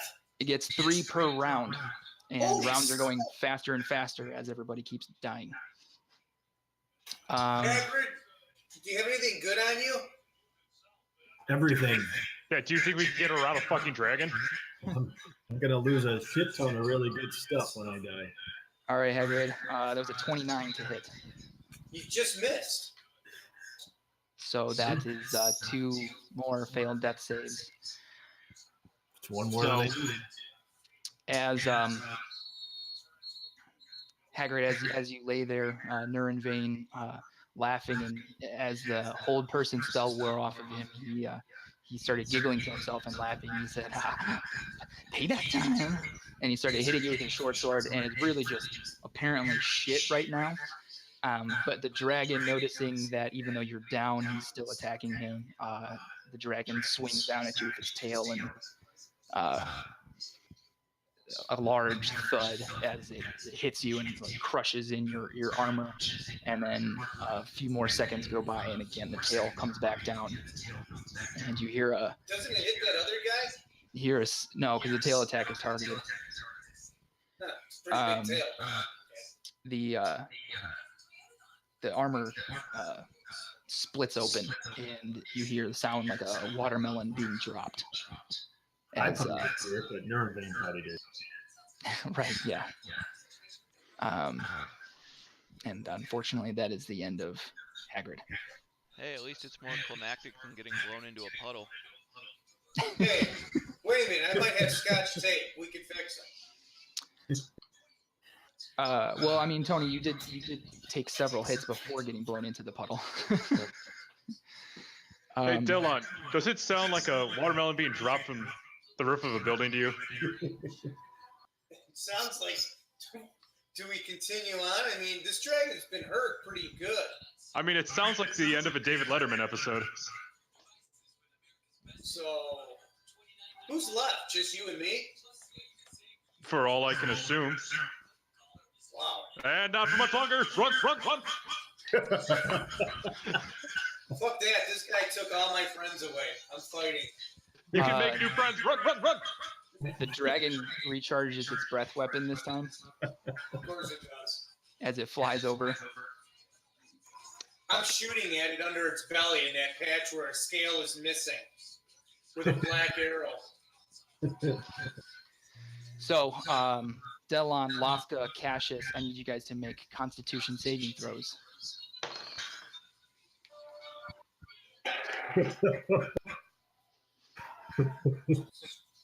I could have gotten away too if it wasn't for that meddling dragon. Neither one of us made it. Okay, Delon, keep in mind that you take half damage because of your armor of poison resistance. Okay. But Cassius, Losca, Delon take 56 points of poison damage each. And Guess who's making death saves? So Delon, that's halved for you. So that would be that puts me at 23. Puts me at 0. all right. So everyone in the party, Is, you know. yeah, everyone in the party is unconscious. Or dead. Yeah. Cue the So we song win. Fade to Black. Yes.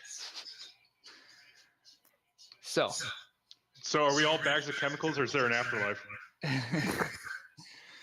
I think we've just been pickled. So, Cassius, after you hear the sound of the watermelon being dropped, you hear the sound of great leathery wings flapping through the cavern, and into view around the corner comes the Chuth. And you hear the sound. It sounds like dual vocal cords sucking in air, and then as the air is forced out, the gland in the dragon's mouth opens and poison gas comes out with the breath in a huge cone. Delon, Cassius, before you get a chance to react, you breathe in some of the poison.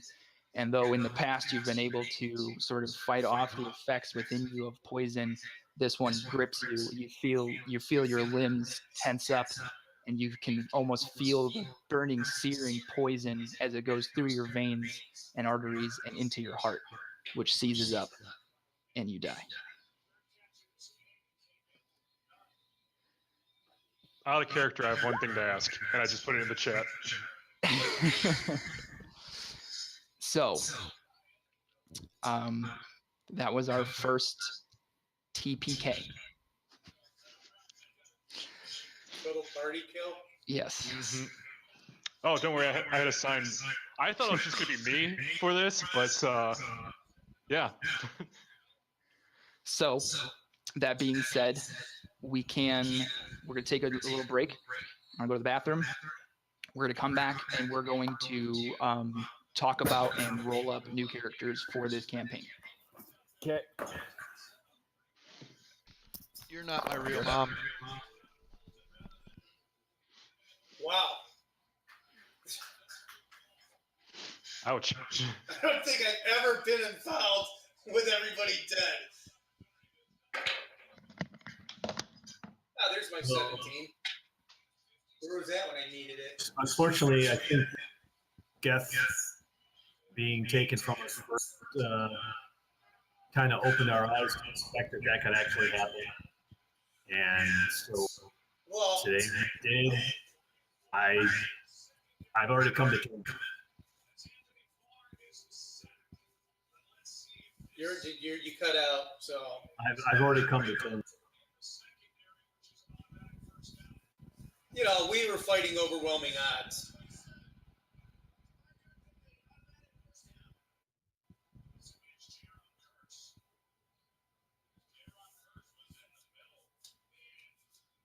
What the fuck time is it? 6, almost 7?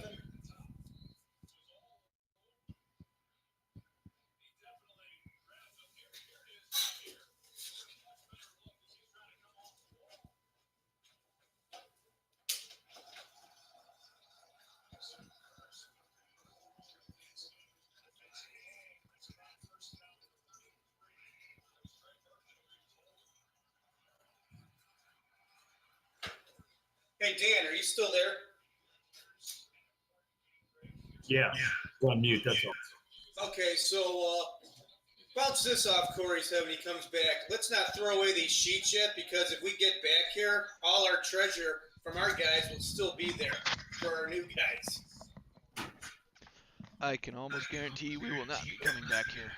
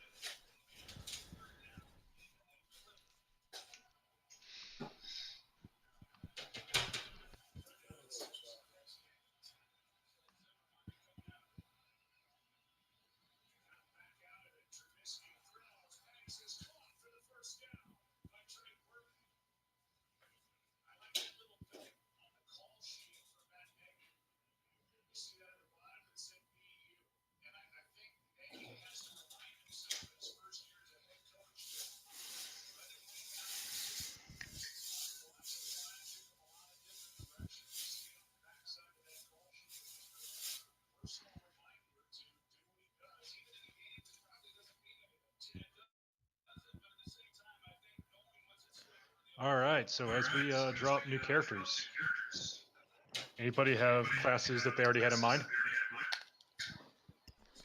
I already got one built. Nice. What do you plan on being? Lizard Folk Ranger. Lizard Folk Ranger. All right. What are we talking about? New character ideas. Have we said anything yet? Only one was Mike was planning on being a Lizard Folk Ranger. That's interesting. Mm-hmm. Do we have access to things?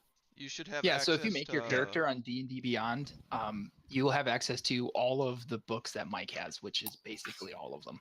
Mm-hmm. well, Good all to the know. source material for. Right. Yeah. So basically any race or subclass, you can make that character on D&D Beyond. But I have to make it in the Campaign, yeah.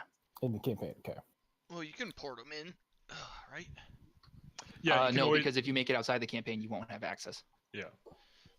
Unless you're me. Unless This So I is have true. to- Do So if I you unassign my old character? Hang on, I'm going to deactivate the dead party members. Oh, that's okay. That's what I did with Geth. I just deactivated him. Yeah, I saw the people down under deactivated, and I was like, how do I get him down there? But that's the DM's you know, job. this would be a great time for Crispin to be able to rejoin, and we're just all people who hang out with Crispin. We're the members of the Crispin Rain production company. So as far as making new characters go, guys, sky's the limit on what you want to be. The only thing I require is that you make a character that that you can link to the Council of Waterdeep. So they need to be a member of one of the factions that were present at the council. The next council will also have the Zentarum. So you guys can also be a member of the Zentarum if you would like. Going forward, now that we are basically starting this campaign over, okay?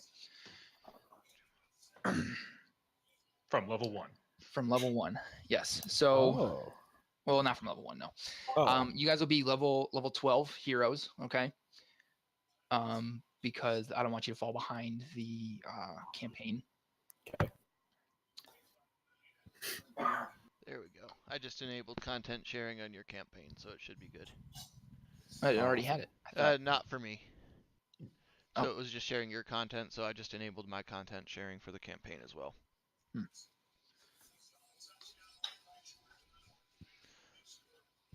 Jay, did you take away Adam? Yeah, I was planning to go in a different direction since we're all building something together. Okay. So also, okay, so for instance, so Tony was a barbarian who had a very high strength, typical barbarians have high strength scores. And that would dissuade you from picking a charisma-based modifier like intimidation, for instance, for a proficiency. However, when I am DMing, I plan on using sort of a variable skill bonus, right? So if I just tell you to roll, a charisma check or an intimidation check, that would be with charisma. However, if you make a very strength-based intimidation check, such as slamming someone through a wall, breaking a barrel in half, slamming your dagger into the table to prove your point, that would be a strength-based intimidation check. So don't choose those skills based solely on what your ability points are, right? Choose a skill that you want to be able to do. So does anyone have questions about that? I feel like I'm going to start babbling and saying the same things over and over again. Choose based off of what you would like to perform. Yeah. So don't worry about the fact that your actual intimidation score would be crap because it's based on your charisma. Trying to intimidate with. Right. That comes down to role playing. Like, how do you make your intimidate? What else does that? Is that just like intimidation? Like, what else? No, so it's like basically all skills. If you can make a case for how you do that skill with a different ability, and you buy it, yeah, then we do it that way. Okay. Mm-hmm. Okay. The exceptions would be history and arcana. I don't think you can really wisdom your way through that versus intellect, like that. You'd really have to lawyer me on that one. Obviously, you have not met Cookie Monster yet. No, I don't believe so. I can't actually remember what Cookie Monster was in reference to. I know it's something that we made a lot of fun of. It was a guy at his work who OD'd. Oh, that's right. Yeah. Why do you say that, Mike? Because he's pretty good at bullshitting his way through shit if you don't know what you're talking about. Right, so he's got a decent enough charisma. Holy crap, I can see Hagrid. You mean this whole time I've been blanked? Yeah. Everybody's been blanked for me. I did a reconnect and everybody came through now. Nice. Oh, you haven't been able to see anybody either? No. Wow. Nope. I only have Dan at the moment.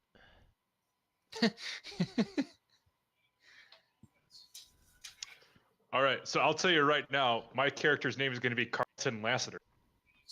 Gonna be what? Carlton Lassiter. Oh God. Oh boy. Yep. I'm trying to think what that would make you. You guys.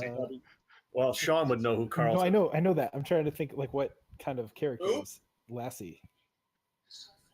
Who did? Carlton the Doorman. I think these guys probably weren't even around when that show was popular. It's also a different show. Yes. Carlton the Doorman. Why does that sound familiar? It's from a very popular sitcom back in our day and age. All right. So potential organizations are. That's what I wanted. Yes. The Harpers. Yeah. The Order of the Gauntlet. Emerald Enclave. the Lord's Alliance, and the Zentarim. Also, the Council of Dragons. So you can pick to be a metallic dragonborn. Cannot be chromatic. Which I never understood that, because that sounds like metal, even though that's the colored version instead of the metal ones, which are good. Right. Good and evil. I don't know. Yin and yang. Bahamut, Tiamat, Rise of Somebody. It ain't us. Unless there's a necromancer in the field, we ain't rising anytime soon. What's that group for Waterdeep? The bunch of bards. What's the name of them? Tyrannus Deciduous Productions. A group of bards out of Waterdeep? Yeah. Kevlin Blackstaff's one of them. I couldn't tell you. However, as they're not a part of the Council of Waterdeep and Rise of Tiamat, I would say that it's inconsequential right now. Is Kevlin Blackstaff a part of the council? No. Really? The members of the Lord's Alliance are Lady Laral Silverhand, Dagult Neverember, Conrad Brawnanvil, King Melandrock, and Taryn Hornblade. Oh, Sir Istabel also. He's also kind of a turncoat. Well, Lustriel Silverhand, she's a Harper. That's the name of the group. They're Harpers.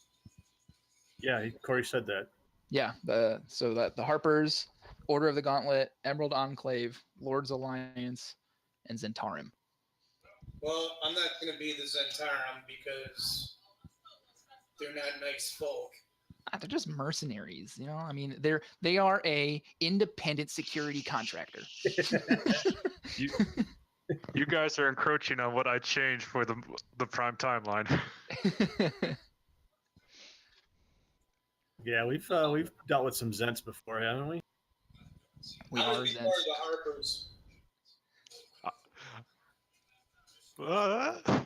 So what classes are we having? We have one ranger as a main class. Who's that? That's me. Are you going Ranger? Oh yeah, you're the Lizard Folk Ranger, right, Mike? Yeah. Are you putting that in the campaign? It's already in. I have made no decisions. I think I might go as a monk. Okay. Well, you know which three I tend to gravitate towards, and even though I'm really having a good time embracing more of the role playing and getting into the actual further into the game than the scratching of the surface I did before, I really am not going to be able to handle doing more of this, changing my charisma thing, affecting So you're going to be a cleric? scores. I do one thing. I play tank, and I do very well. So you're a fighter? I will say too, Dad, as a person, I would say you probably have proficiency in intimidation. So True. it probably makes sense in a lot of roleplay scenarios for easy roleplay for you to have proficiency in that. I as the paladin, I did have very high charisma, and I was thinking about maybe winking at the dragon and trying to make him, Oh God, he's gonna be a He's a- bard. female. Well, okay, so for instance, like when I as Lucian like to point to Haggard as the guy who will rough you up if you don't do what I want you to, regardless of whether or not that's what Haggard is actually doing. I'm using you as a strength intimidation because you're a fucking Goliath. I get that. It doesn't mean I'm going to be able to make that a conscious effort as part of Love my you, role. Bubba. Well, okay.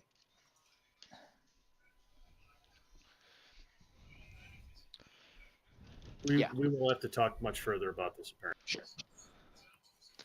Shoot, how do I put my character onto your campaign? You have Go to to campaign. copy the link or use it. I will put that link in the Discord. Awesome. So, Sean, as I was I think I just lost Discord. No, we're still gonna hear you. Nope. That was the Oh. sound of me posting the thing. Oh, gotcha. Sean was making a comment as I was going through my little, I'm very limited as far as what I can do. And I'm interested to see what that was, actually. Sean, your question or comment? Cleric. Or whom? You. There we go. That is one of the 3 that I enjoy playing. Yeah, well, the party needs a fucking cleric because no one seems to want to do it. I'm not a fan of them, but I know you usually are. I'll go cleric then. If I got one of them drafted up too.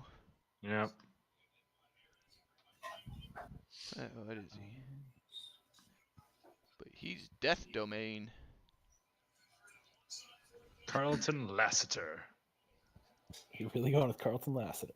Fuck yeah, I'm going with Carlton Lassiter. I'm just asking. Learn how to ask better questions. God. Yeah. Learn how to Carlton. So if I name my character Ricardo Roberto, would anyone gather to take a guess at what that is? Ricardo Roberto? Definitely not. I Love Lucy. I know Ricky Ricardo. Yeah. That was Ricardo Montalban, right? Think about nicknames. Done. Ricky Bobby. Yes. You know I what? could be really stupid and all full of myself. So, Dan, what are you going to be? Well, cleric, paladin, or fighter is what I usually do, and that's what I'm going to stick with. Okay, that's fine, but that's still 3 of them, and you have to pick one. Oh, Waiting for everyone else. so we already have a ranger. Fuck it, Is let's that all a go Straight cleric. elevator, that's- Yeah, we'll be a party of clerics. Everyone's a cleric. That might work. We will never die. Well, no, we'll die. We'll just die slowly because everyone's gonna heal and no one will. Right. No one will have actions left to attack. Everyone's going to be casting healing spells. It'll be like that doctor joke, but it'll be clerics instead. Cleric? Cleric. Cleric. Cleric. Father. Mike, why don't you tell people a little bit about Thokjima? Okay. Oh, if you want, I can just read the backstory. Sure. Just make sure you read slowly. Yeah. That's Mike. Yep. It's like, shit, what? Almost 2 pages of shit I wrote like a month ago? Thokjima. I am a lizard folk. I hail from the marsh of Chelimber. When my clutch was hatched, I was the smallest and weakest of my siblings. Shortly after birth, once we have gained some strength, we are given jobs best suited to our skills and the needs of the tribe. Due to my smaller stature and strength of my hatchlings, I was handed over to Kostjan Thurker, also known as Small Knight. She is what the other races call a ranger. She began to teach me the ways of the marsh. She taught me how to survive in the wilds and make the most of all things. She taught me what plants were safe to use, what fruits were safe to eat. She taught me to control my instincts to not flee when faced with a predator, but how to defeat them. She had many different skills that were necessary for her survival and to bring food and healing to our tribe. After many long years with her in the wilderness and many lessons taught, she felt I was ready for a trial. She decided with the blessing of the elders that it was time for me to head into the wilderness and acquire the body of a predator for meat and weapons, medicinal herbs for healing, and fruit for eating. With this task handed down to me for my tribe's survival, I headed into the swamp alone. I quickly found medicine in the marsh. Finding fruit was much harder, as it was not all that common in the swamp. In my pursuit of a predator of adequate size for my tribe, I heard an odd sound coming from the sky. I looked up and saw what I had only been told of, a great predator, a dragon.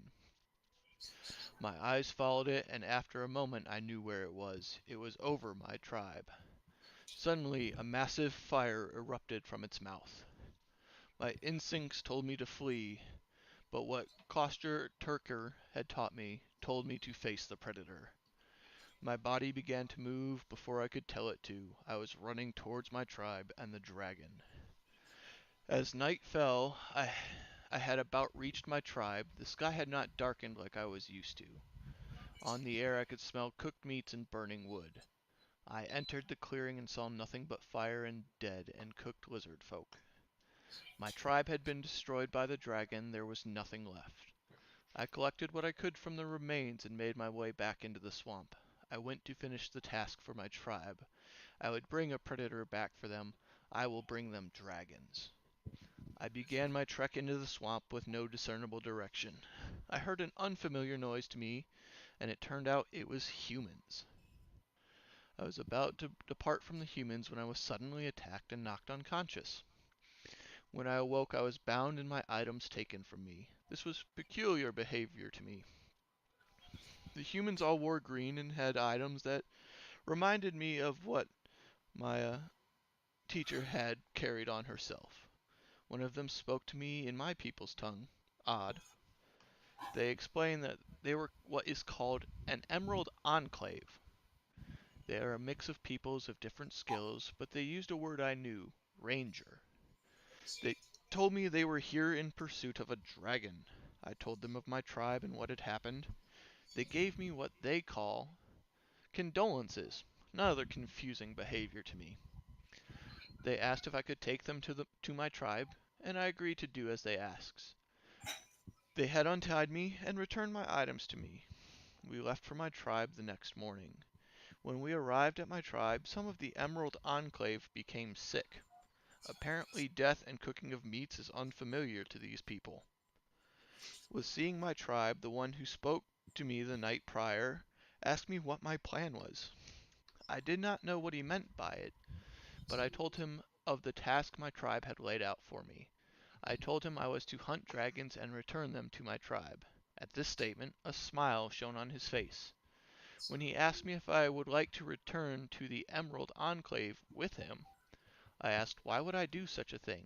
I was on a task for my tribe to hunt a dragon. He then explained to me that is what they are doing as well. He told me I could join them and learn to hunt dragons.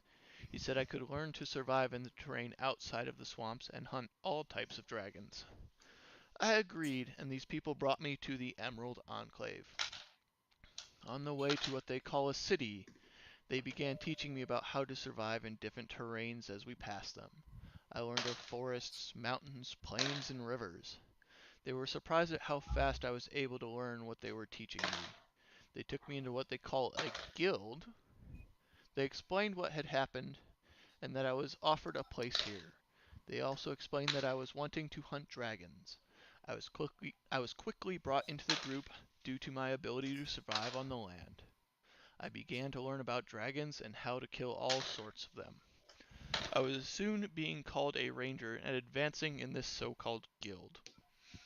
I began to learn more and more of the world and how to survive outside my swamp. I learned much of forests and mountains. These people taught me how to use my bow and blade more effectively against many different creatures. I first learned all I could on how to kill dragons, then about humans and kobolds alike. After many years and much learning, I was finally told the dragons had been found. I had learned that a group had been sent to fight and kill these dragons. They had missed their chance to kill one and only drove it from its lair. They had been tasked by the council, whatever that is, to chase down another dragon in the forest, a little distance from where we were. The group that had been sent out did not return. I was asked if I would be willing to lend my skills and expertise to follow the first group and slay this dragon. I agreed to go with this new party, as they call it, the council put together, and kill this dragon. I will finally get my predator and return to my tribe and become an adult within my tribe.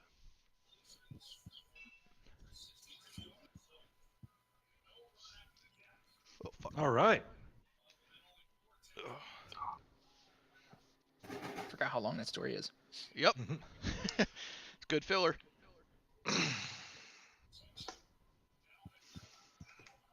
All right.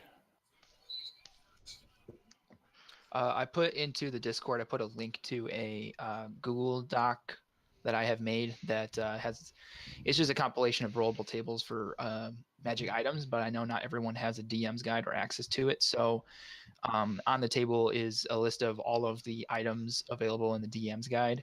And being as you guys are level 12, you can pick 1 very rare, 1 rare, and 2 uncommon magical items.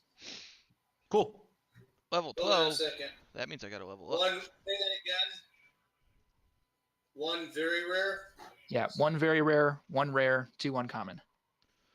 Put it in the chat. It is. Okay. The Yeah. breakdown. 2 uncommon. Now, we don't have to roll for it. We can actually pick it. Yeah, no, pick them.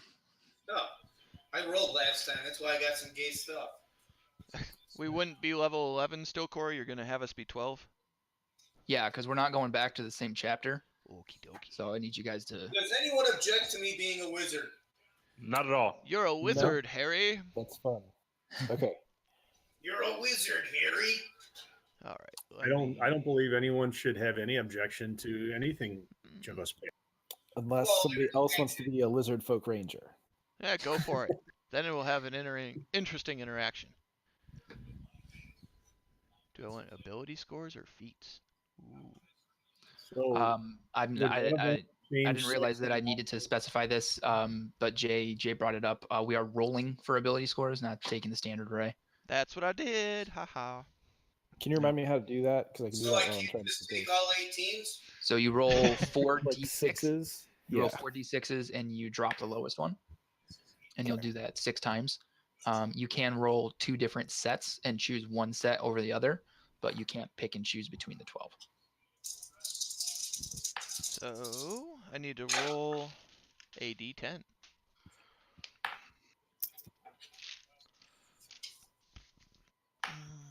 This isn't a good route. As far as hit points go, for leveling up, you can 14. you roll for hit points, and if you get below the average, take the average. We'll go with these ones. 11. There's a 15. What did you mean you can roll 2 sets? So you'll roll 6 scores with the d6s, and that's 1 set, and then you can do another set of 6, and you can choose between one Between those set or 2 the other. sets. Yeah. Okay. That makes sense. Yeah, but you can't pick from, like, you can't Can't have pick like your your best strength from 6. set 1. Right. The scores that you roll are not in order, so you can rearrange them however you need to for the class you want to be. Yep, I remember that. Just haven't rolled the character in a while. Okay.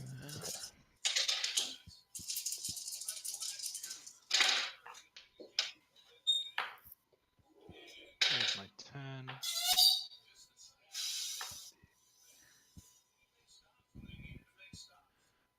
I don't think there were any other feats that I wanted. That was actually a really good rolling. Boom, boom. Unlike me. 14. Must do better this time. 13. 11. Oh no, sorry, you dropped the last. That makes more Yep. sense. Duh. Yeah. I was like, these are really high. Yeah, no, the highest you can roll is an 18. Yes. That's okay. I rolled a 5. Yeah, you did. I'm going to be honest, the lowest thing I rolled was a 10. Nice. Yeah, I'm not lucky like that.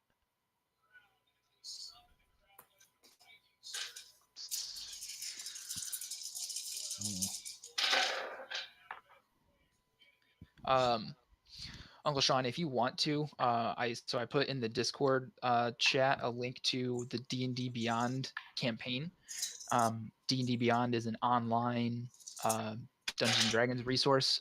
You can build characters on there. It's a really easy, like, step-by-step process.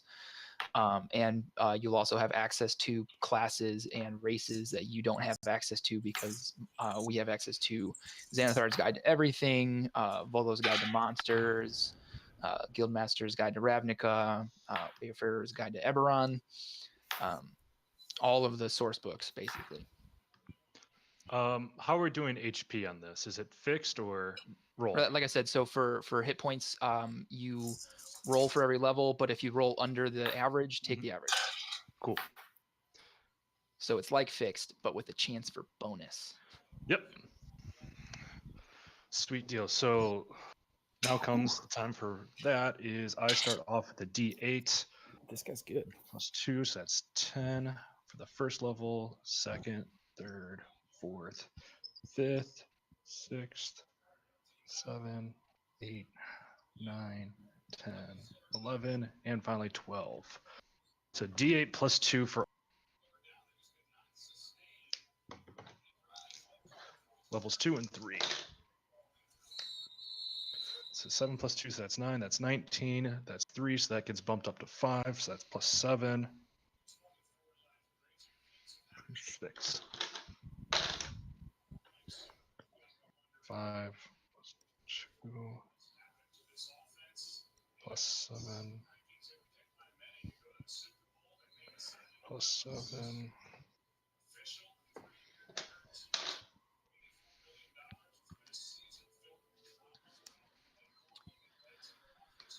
Mhm.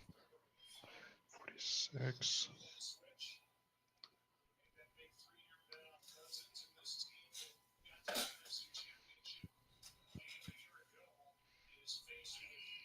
$53. Ooh, nice. 2 8s. 63. 73.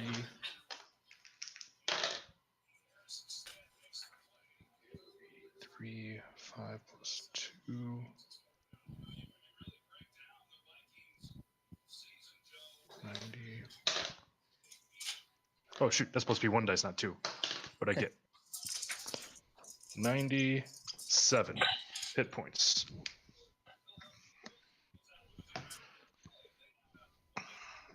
So whatever, 97 minus 24. 73. There we go. I have 72.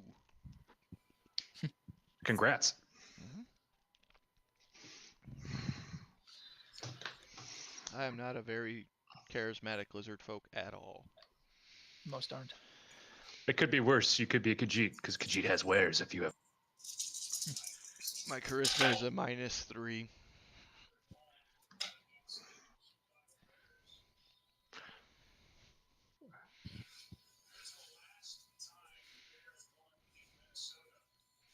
Hey, for Carlton Lassiter, can he be a folk hero? Why not?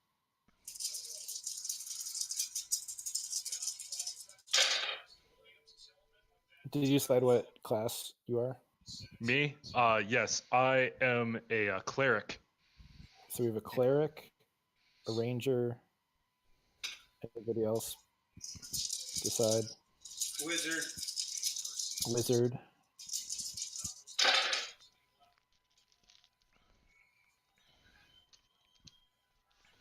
Did I hear somebody going through a rundown? Yeah. So we have ranger, wizard, cleric.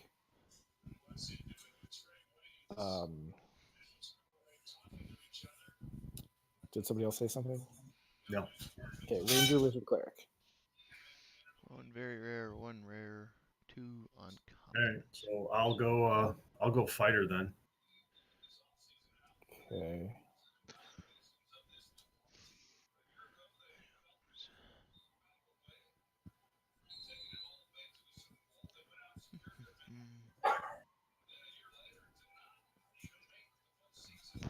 Oof.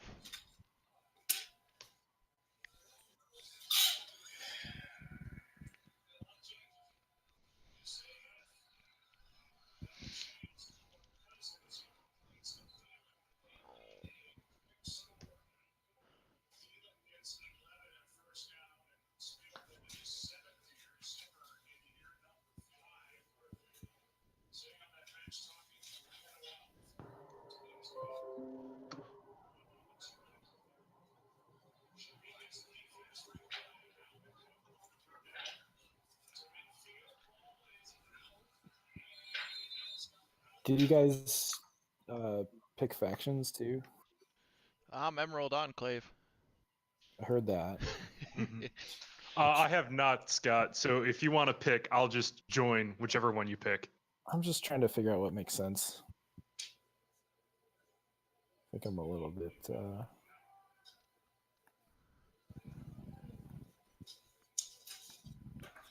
do we put that at?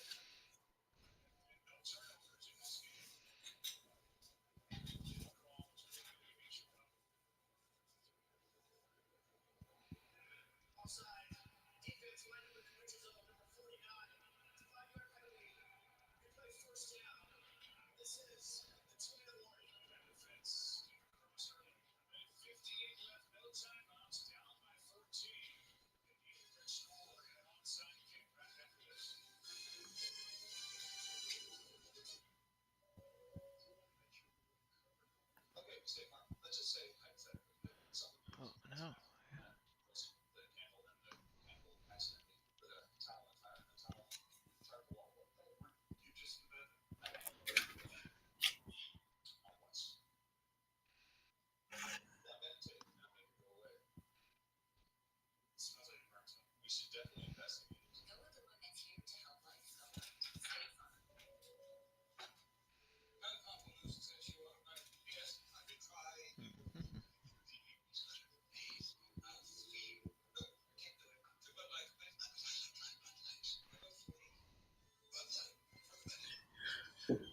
All right, Carl. I'll just hang out as long as we are going to hang out. Then. That is a good plan, I would say. Mm-hmm. Did you hear me, Cora? Oh. I think Corey's dead. Corey's gone. Oh, that's rude. He's having issues.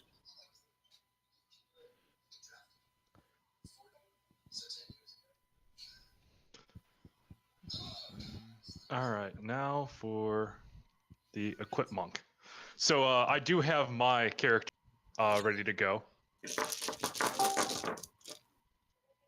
So the character I'm playing is a domain. Can you guys hear me? Yes. Yeah. Now we couldn't for a while.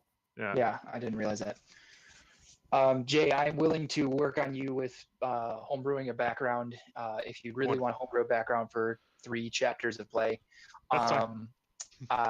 come up with a class feature or a background feature, some proficiencies, and any like tools it might give you proficiency with, and we'll talk about it. Sweet. Dad, like I said in the text, this is the last thing we're doing today. We're just getting a couple of characters. If we don't finish it, we don't finish it. I'm not planning on restarting the campaign tonight.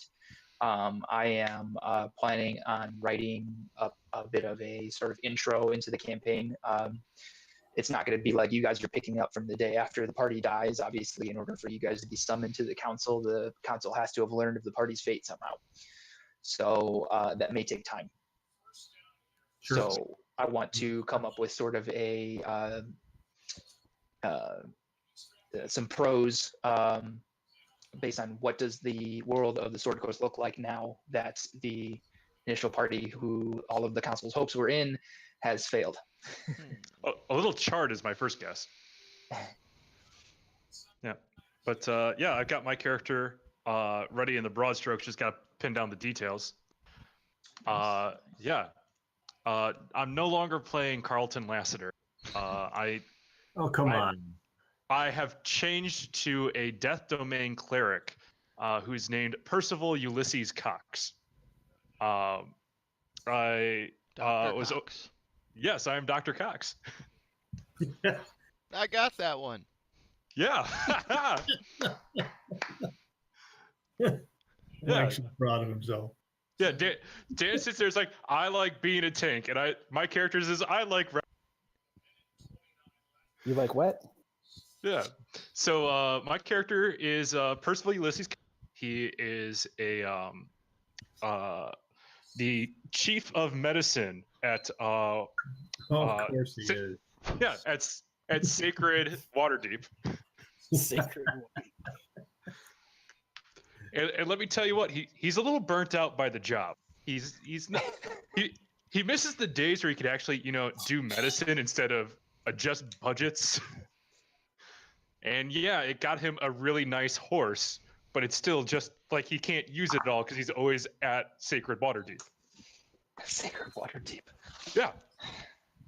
And eventually, the Lord's Alliance sat there and said, "Hey, we need you to call to action. It's time to sit there and do some fun stuff." And he's so mind-numbingly bored at his job that he decides to eventually get along with it. And he brings in one of his colleagues, who will be named later, hopefully, if I did this right. Hey, Corey. DJ? I item to run past you. Okay. The oath bow. Yeah. Just want to make sure you're okay with it. I gave it to. I mean, if Crispin ever comes back, there will be 2 oath bows. Okay, just making sure. I have no issue with the oath bow, as I have given an oath bow. How do I? That's gonna be my very rare item.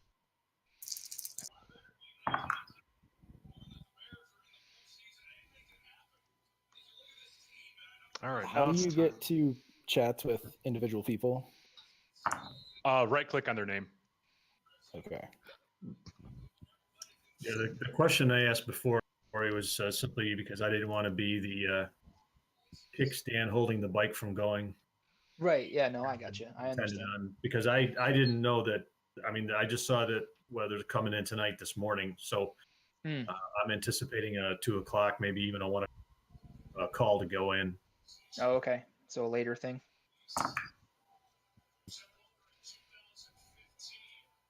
I did not know we were supposed to get more weather. Like I said, it was news to me too. Is it just rain? Freezing rain. Ooh, Okay. Like rain. rare. Scott, I'm guessing you weren't looking to talk to me in the private chat. Nope. I see how it is. Was it supposed to be me? Yes. Just because I killed all you guys, y'all are like, oh, let's not talk to Corey. Yeah. You didn't kill us, the dragon did. Actually, we killed ourselves. Yeah. That's yeah. true. I successfully ran away and ran back. You know what, Jay? I was contemplating the whole time, how are Neronvain and Chuth going to come after you? How effective will your running be? I'm going to be honest. I sat there. I was like, oh, cool. I'll start the running away and everyone's going to follow me. And then nobody followed me. So I was like, fuck, I'm going to be an asshole if I'm the only one that lives.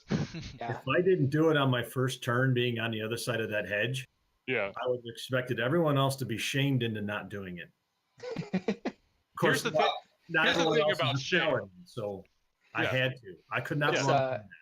What's that old goblin adage? To be a hero, no one has to step forward. Everyone else just has to step back. Yep. Yep. I understood that reference. I think they did that in Harry Potter too. Oh, man, I should have been Neville Longbottom instead. Why? His last name's just so funny. He's been referenced.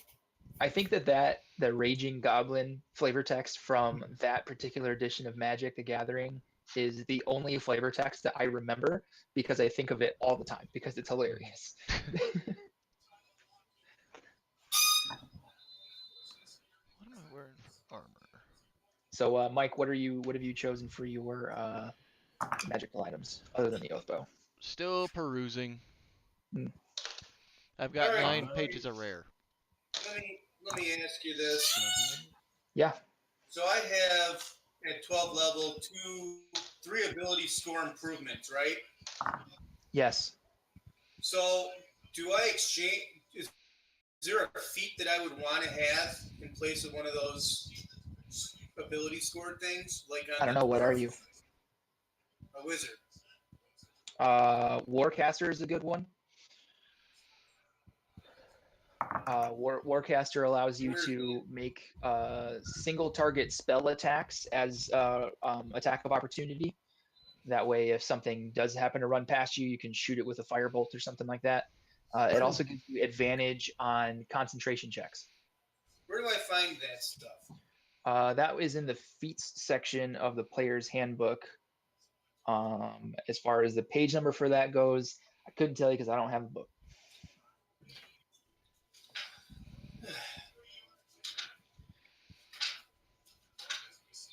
And that, if I take one of those feats, that takes the place of an ability score thing, right? Correct. Yeah. So if you took 1 feat, you'd have 2 ability score improvement to do. This type is so tiny back here. It's horrible.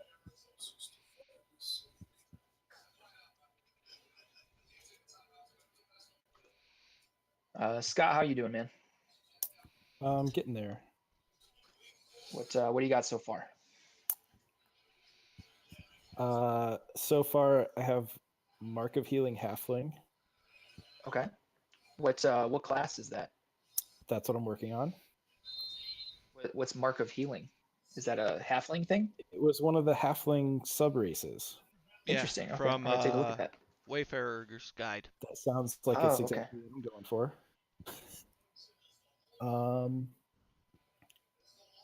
I'm leaning towards at the moment a Circle of Dreams druid, unless I want to be not a druid, but I. Yeah. I'm just trying to think of something that would be good for balance. So what do we have so far? We have a ranger, we have a wizard, we have a death domain cleric. Dad, what were you thinking so far?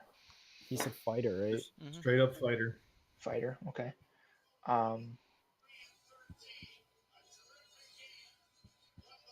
Yeah, another like caster or half caster class would be good. Well, actually, that's not entirely true. So rangers have a pretty limited, but they do have a spell base. Death domain cleric's gonna have a bunch of spells.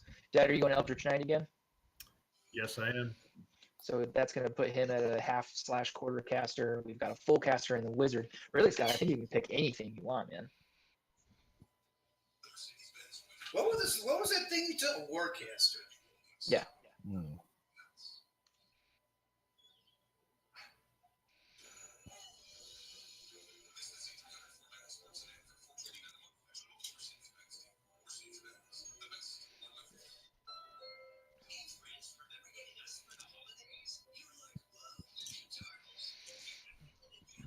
Oh, Corey, I was rolling that dice set that you got me for Christmas today.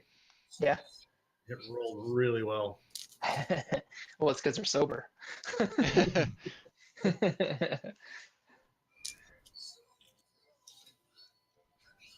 It's funny, Dad. So I drove to, like I told you, like a bunch of different game stores, and at each shop, I figured that the people behind the counter would be entertained by the idea for the gift. So I wound up telling them that, and every time I told them that I wanted to replace your Crown Royal bag, they were like, "Oh, that's like a D&D staple. Why would you want to do that?" Oh, Actually, I think I might do Spell Sniper. That's a pretty good one too. Huh. There's not too I much think spells. I think the biggest thing about Warcaster is the advantage on concentration checks. Cloak of Displacement for my rare. Okay, let me look at that one. So, how many points do I get for abilities? 2 and 1, or 2 or 1 and 2? Correct. So I can do that twice. Yes. Okay. You said that was a rare, Mike? Yep. all right. Work at 3. You got what, Dad? 3 more hours? No, work at 3 in the morning. Ooh. Oh, jeez.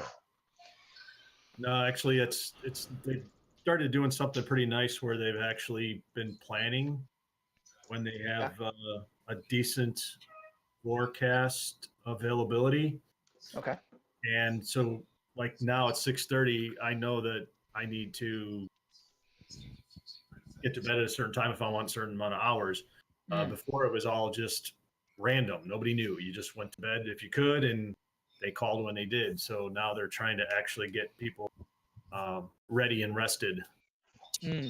So that way you know what's happening instead of being completely taken off I guard. know exactly right now. Yeah, unless something changes, that's what the situation's going to be. So works out really well. Cool. Yeah, I'm cool with that, Mike. Okay.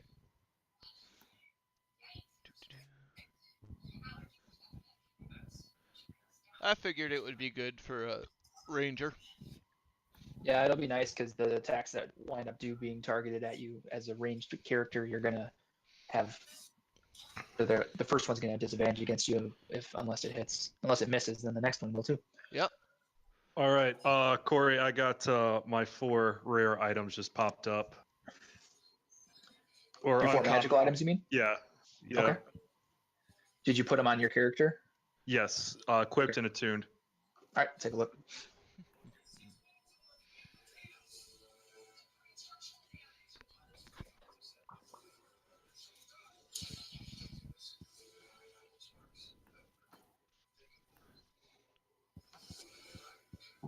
Oh,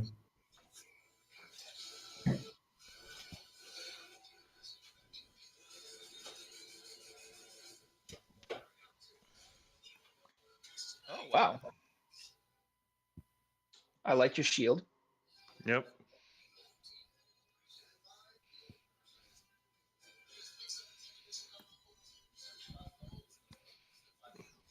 The only one I'm not sure on is my very rare.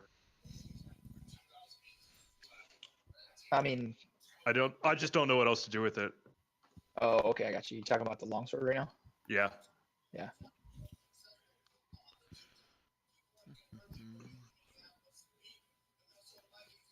So you're going full tank right now, huh? It seems like we didn't have enough of them last time. I don't know, trying something new. Yeah. No, I'm cool with it. I'm glad I could influence you, Jay. Well, so he has he took adamantine breastplate armor, which means that any critical hit against him becomes a normal hit, and also an arrow catching shield. So if he's standing next to a teammate and that teammate is the target of a ranged attack, he can use his reaction to become the target of that attack instead. So he can literally take a bullet for you. Yep. Well, my shield can. I don't. I want to make it very clear that my shield can.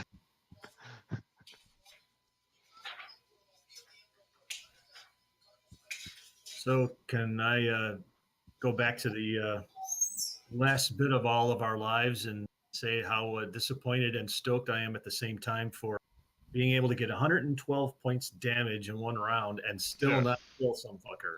Yeah. That was Yeah, impressive. he had 180 hit points. Wow.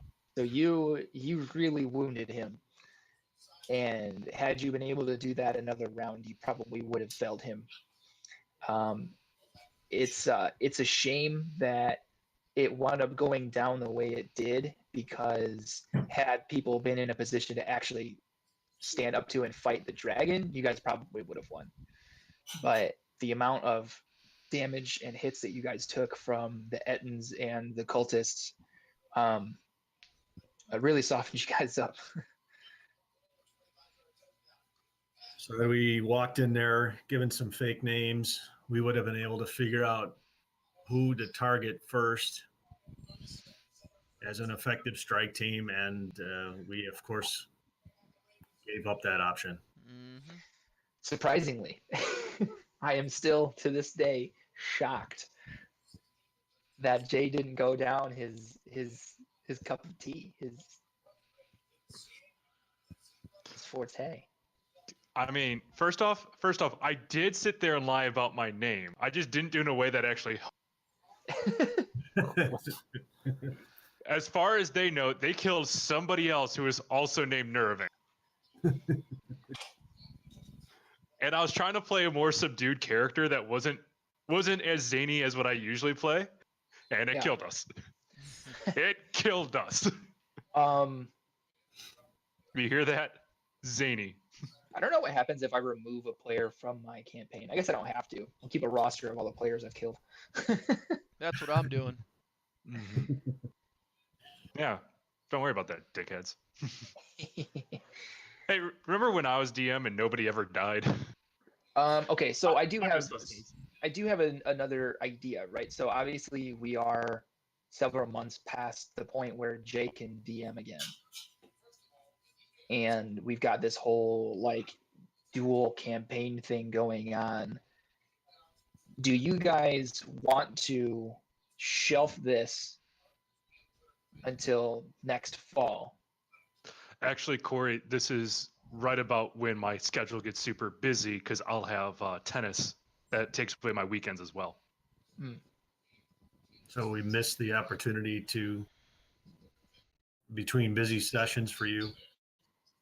I mean, it's one of those where I could do it, but it's going to be one of those where there might be entire weekends where I'm not around because I'm working 26 hours that weekend for tennis. Right. So I mean, it's one of those where I would be very, very capable of being someone who can do it on occasion, but don't plan on it being regular. So keep So- up with the way we're doing it. Yeah, I would suggest that, yes. yeah, for a while anyway, while we finish up ROT and Mm-hmm. continue on with TOA. Okay. Yep. Okay. So I'm not quite understanding this little Discord chart you gave me, Corey. Okay. I mean, you don't necessarily need it because you have the DM's guide. But it's not the same thing. And I don't know what I'm really allowed to pick. Mine's not really giving me a rare, uncommon item or whatnot. Unless you know the name for that. Oh, let me look. Thought that was a D&D staple. Everything had to have a ranking or rating. It does, but I think the reason that I made this is because at the time I didn't have the DM's guide, and also I needed a rollable table I wanted a rollable table based on rarity, not based on random bullshit. Yeah, that's what mine are. They're like completely random. Yeah. So what aren't you understanding about the table that I sent then? Well, it says uncommon table 12 through 16. What is that? Oh, don't worry about that. That's for me rolling dice to add these things to the loot pool. Because the reason why I made this table was because I thought the loot pool in Horde of the Dragon Queen was shit. So the uncommon table is 1 through 20, and then the rare table. So it's actually there's 84 in the uncommon table. The uncommon table goes from A to J in the cells. J, what the fuck is that?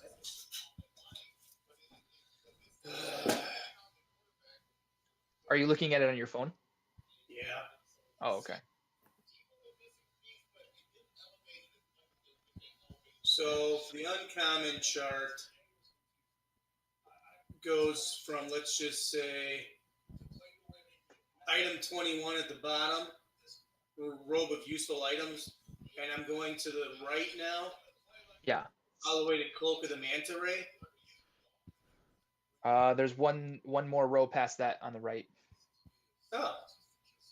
That's all the uncommon. Yep. I can get 2 from this chart? Mm-hmm. Wow. Yes, sir. And then 1 very rare and 1 rare. Yep. The rare table also goes to J. There is 94 on that table. The very rare is just 1 column. No, sorry, 3 columns. It goes from A to F because G and H are the legendary table, and no, you can't have anything on there.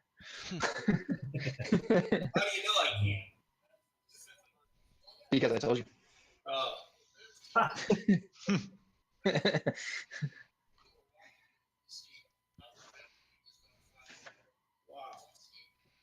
Those are the kinds of things that come from like those are rewards from actual play, not like, hey, we're level 12, so you need to not have the starting equipment. No, that's not what I wanted. No. I have to see what this guy can even use. This is going to take forever. By the way, Corey, I'm about to send Yeah. you my new token. Okay. Oh yeah, I need to do that. Where are you sending it? I'm going to send it to the Discord. Okay. Yeah, I'll do that. And I'm going to do that through the only way I know how. Share groups.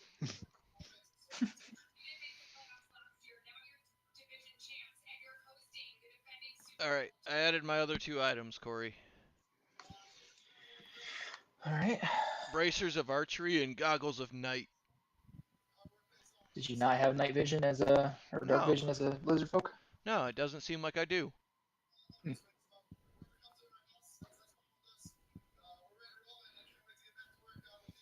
Nope, you do not. So yeah, that would be good. Yeah. I figured the bracers would be good, and that pretty much squares me away. Yeah. So what are you gonna do? You have 4 items there. Oh, the goggles of night don't require attunement. Nope, they do not. I planned accordingly.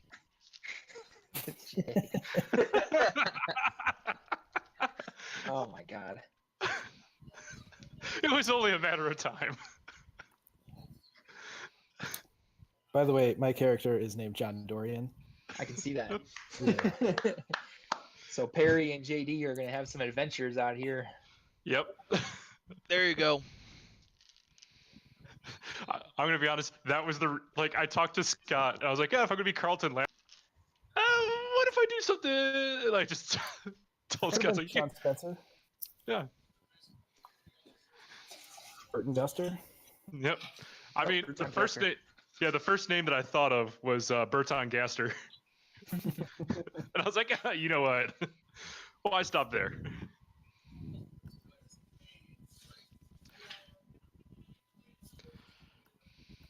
And let me tell you, I feel like we ended on some gold here.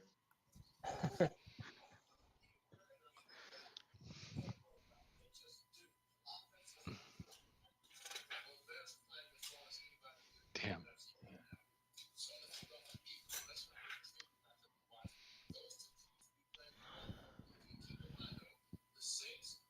But it's Hey, funny. Hey, remember that one month trying to convince me that we weren't toast? And oh my God, look at this. So the Oakland Raiders, as they're waiting for their Las Vegas stadium to be built, asked to sit there and share the upcoming White Lane with Hotspur.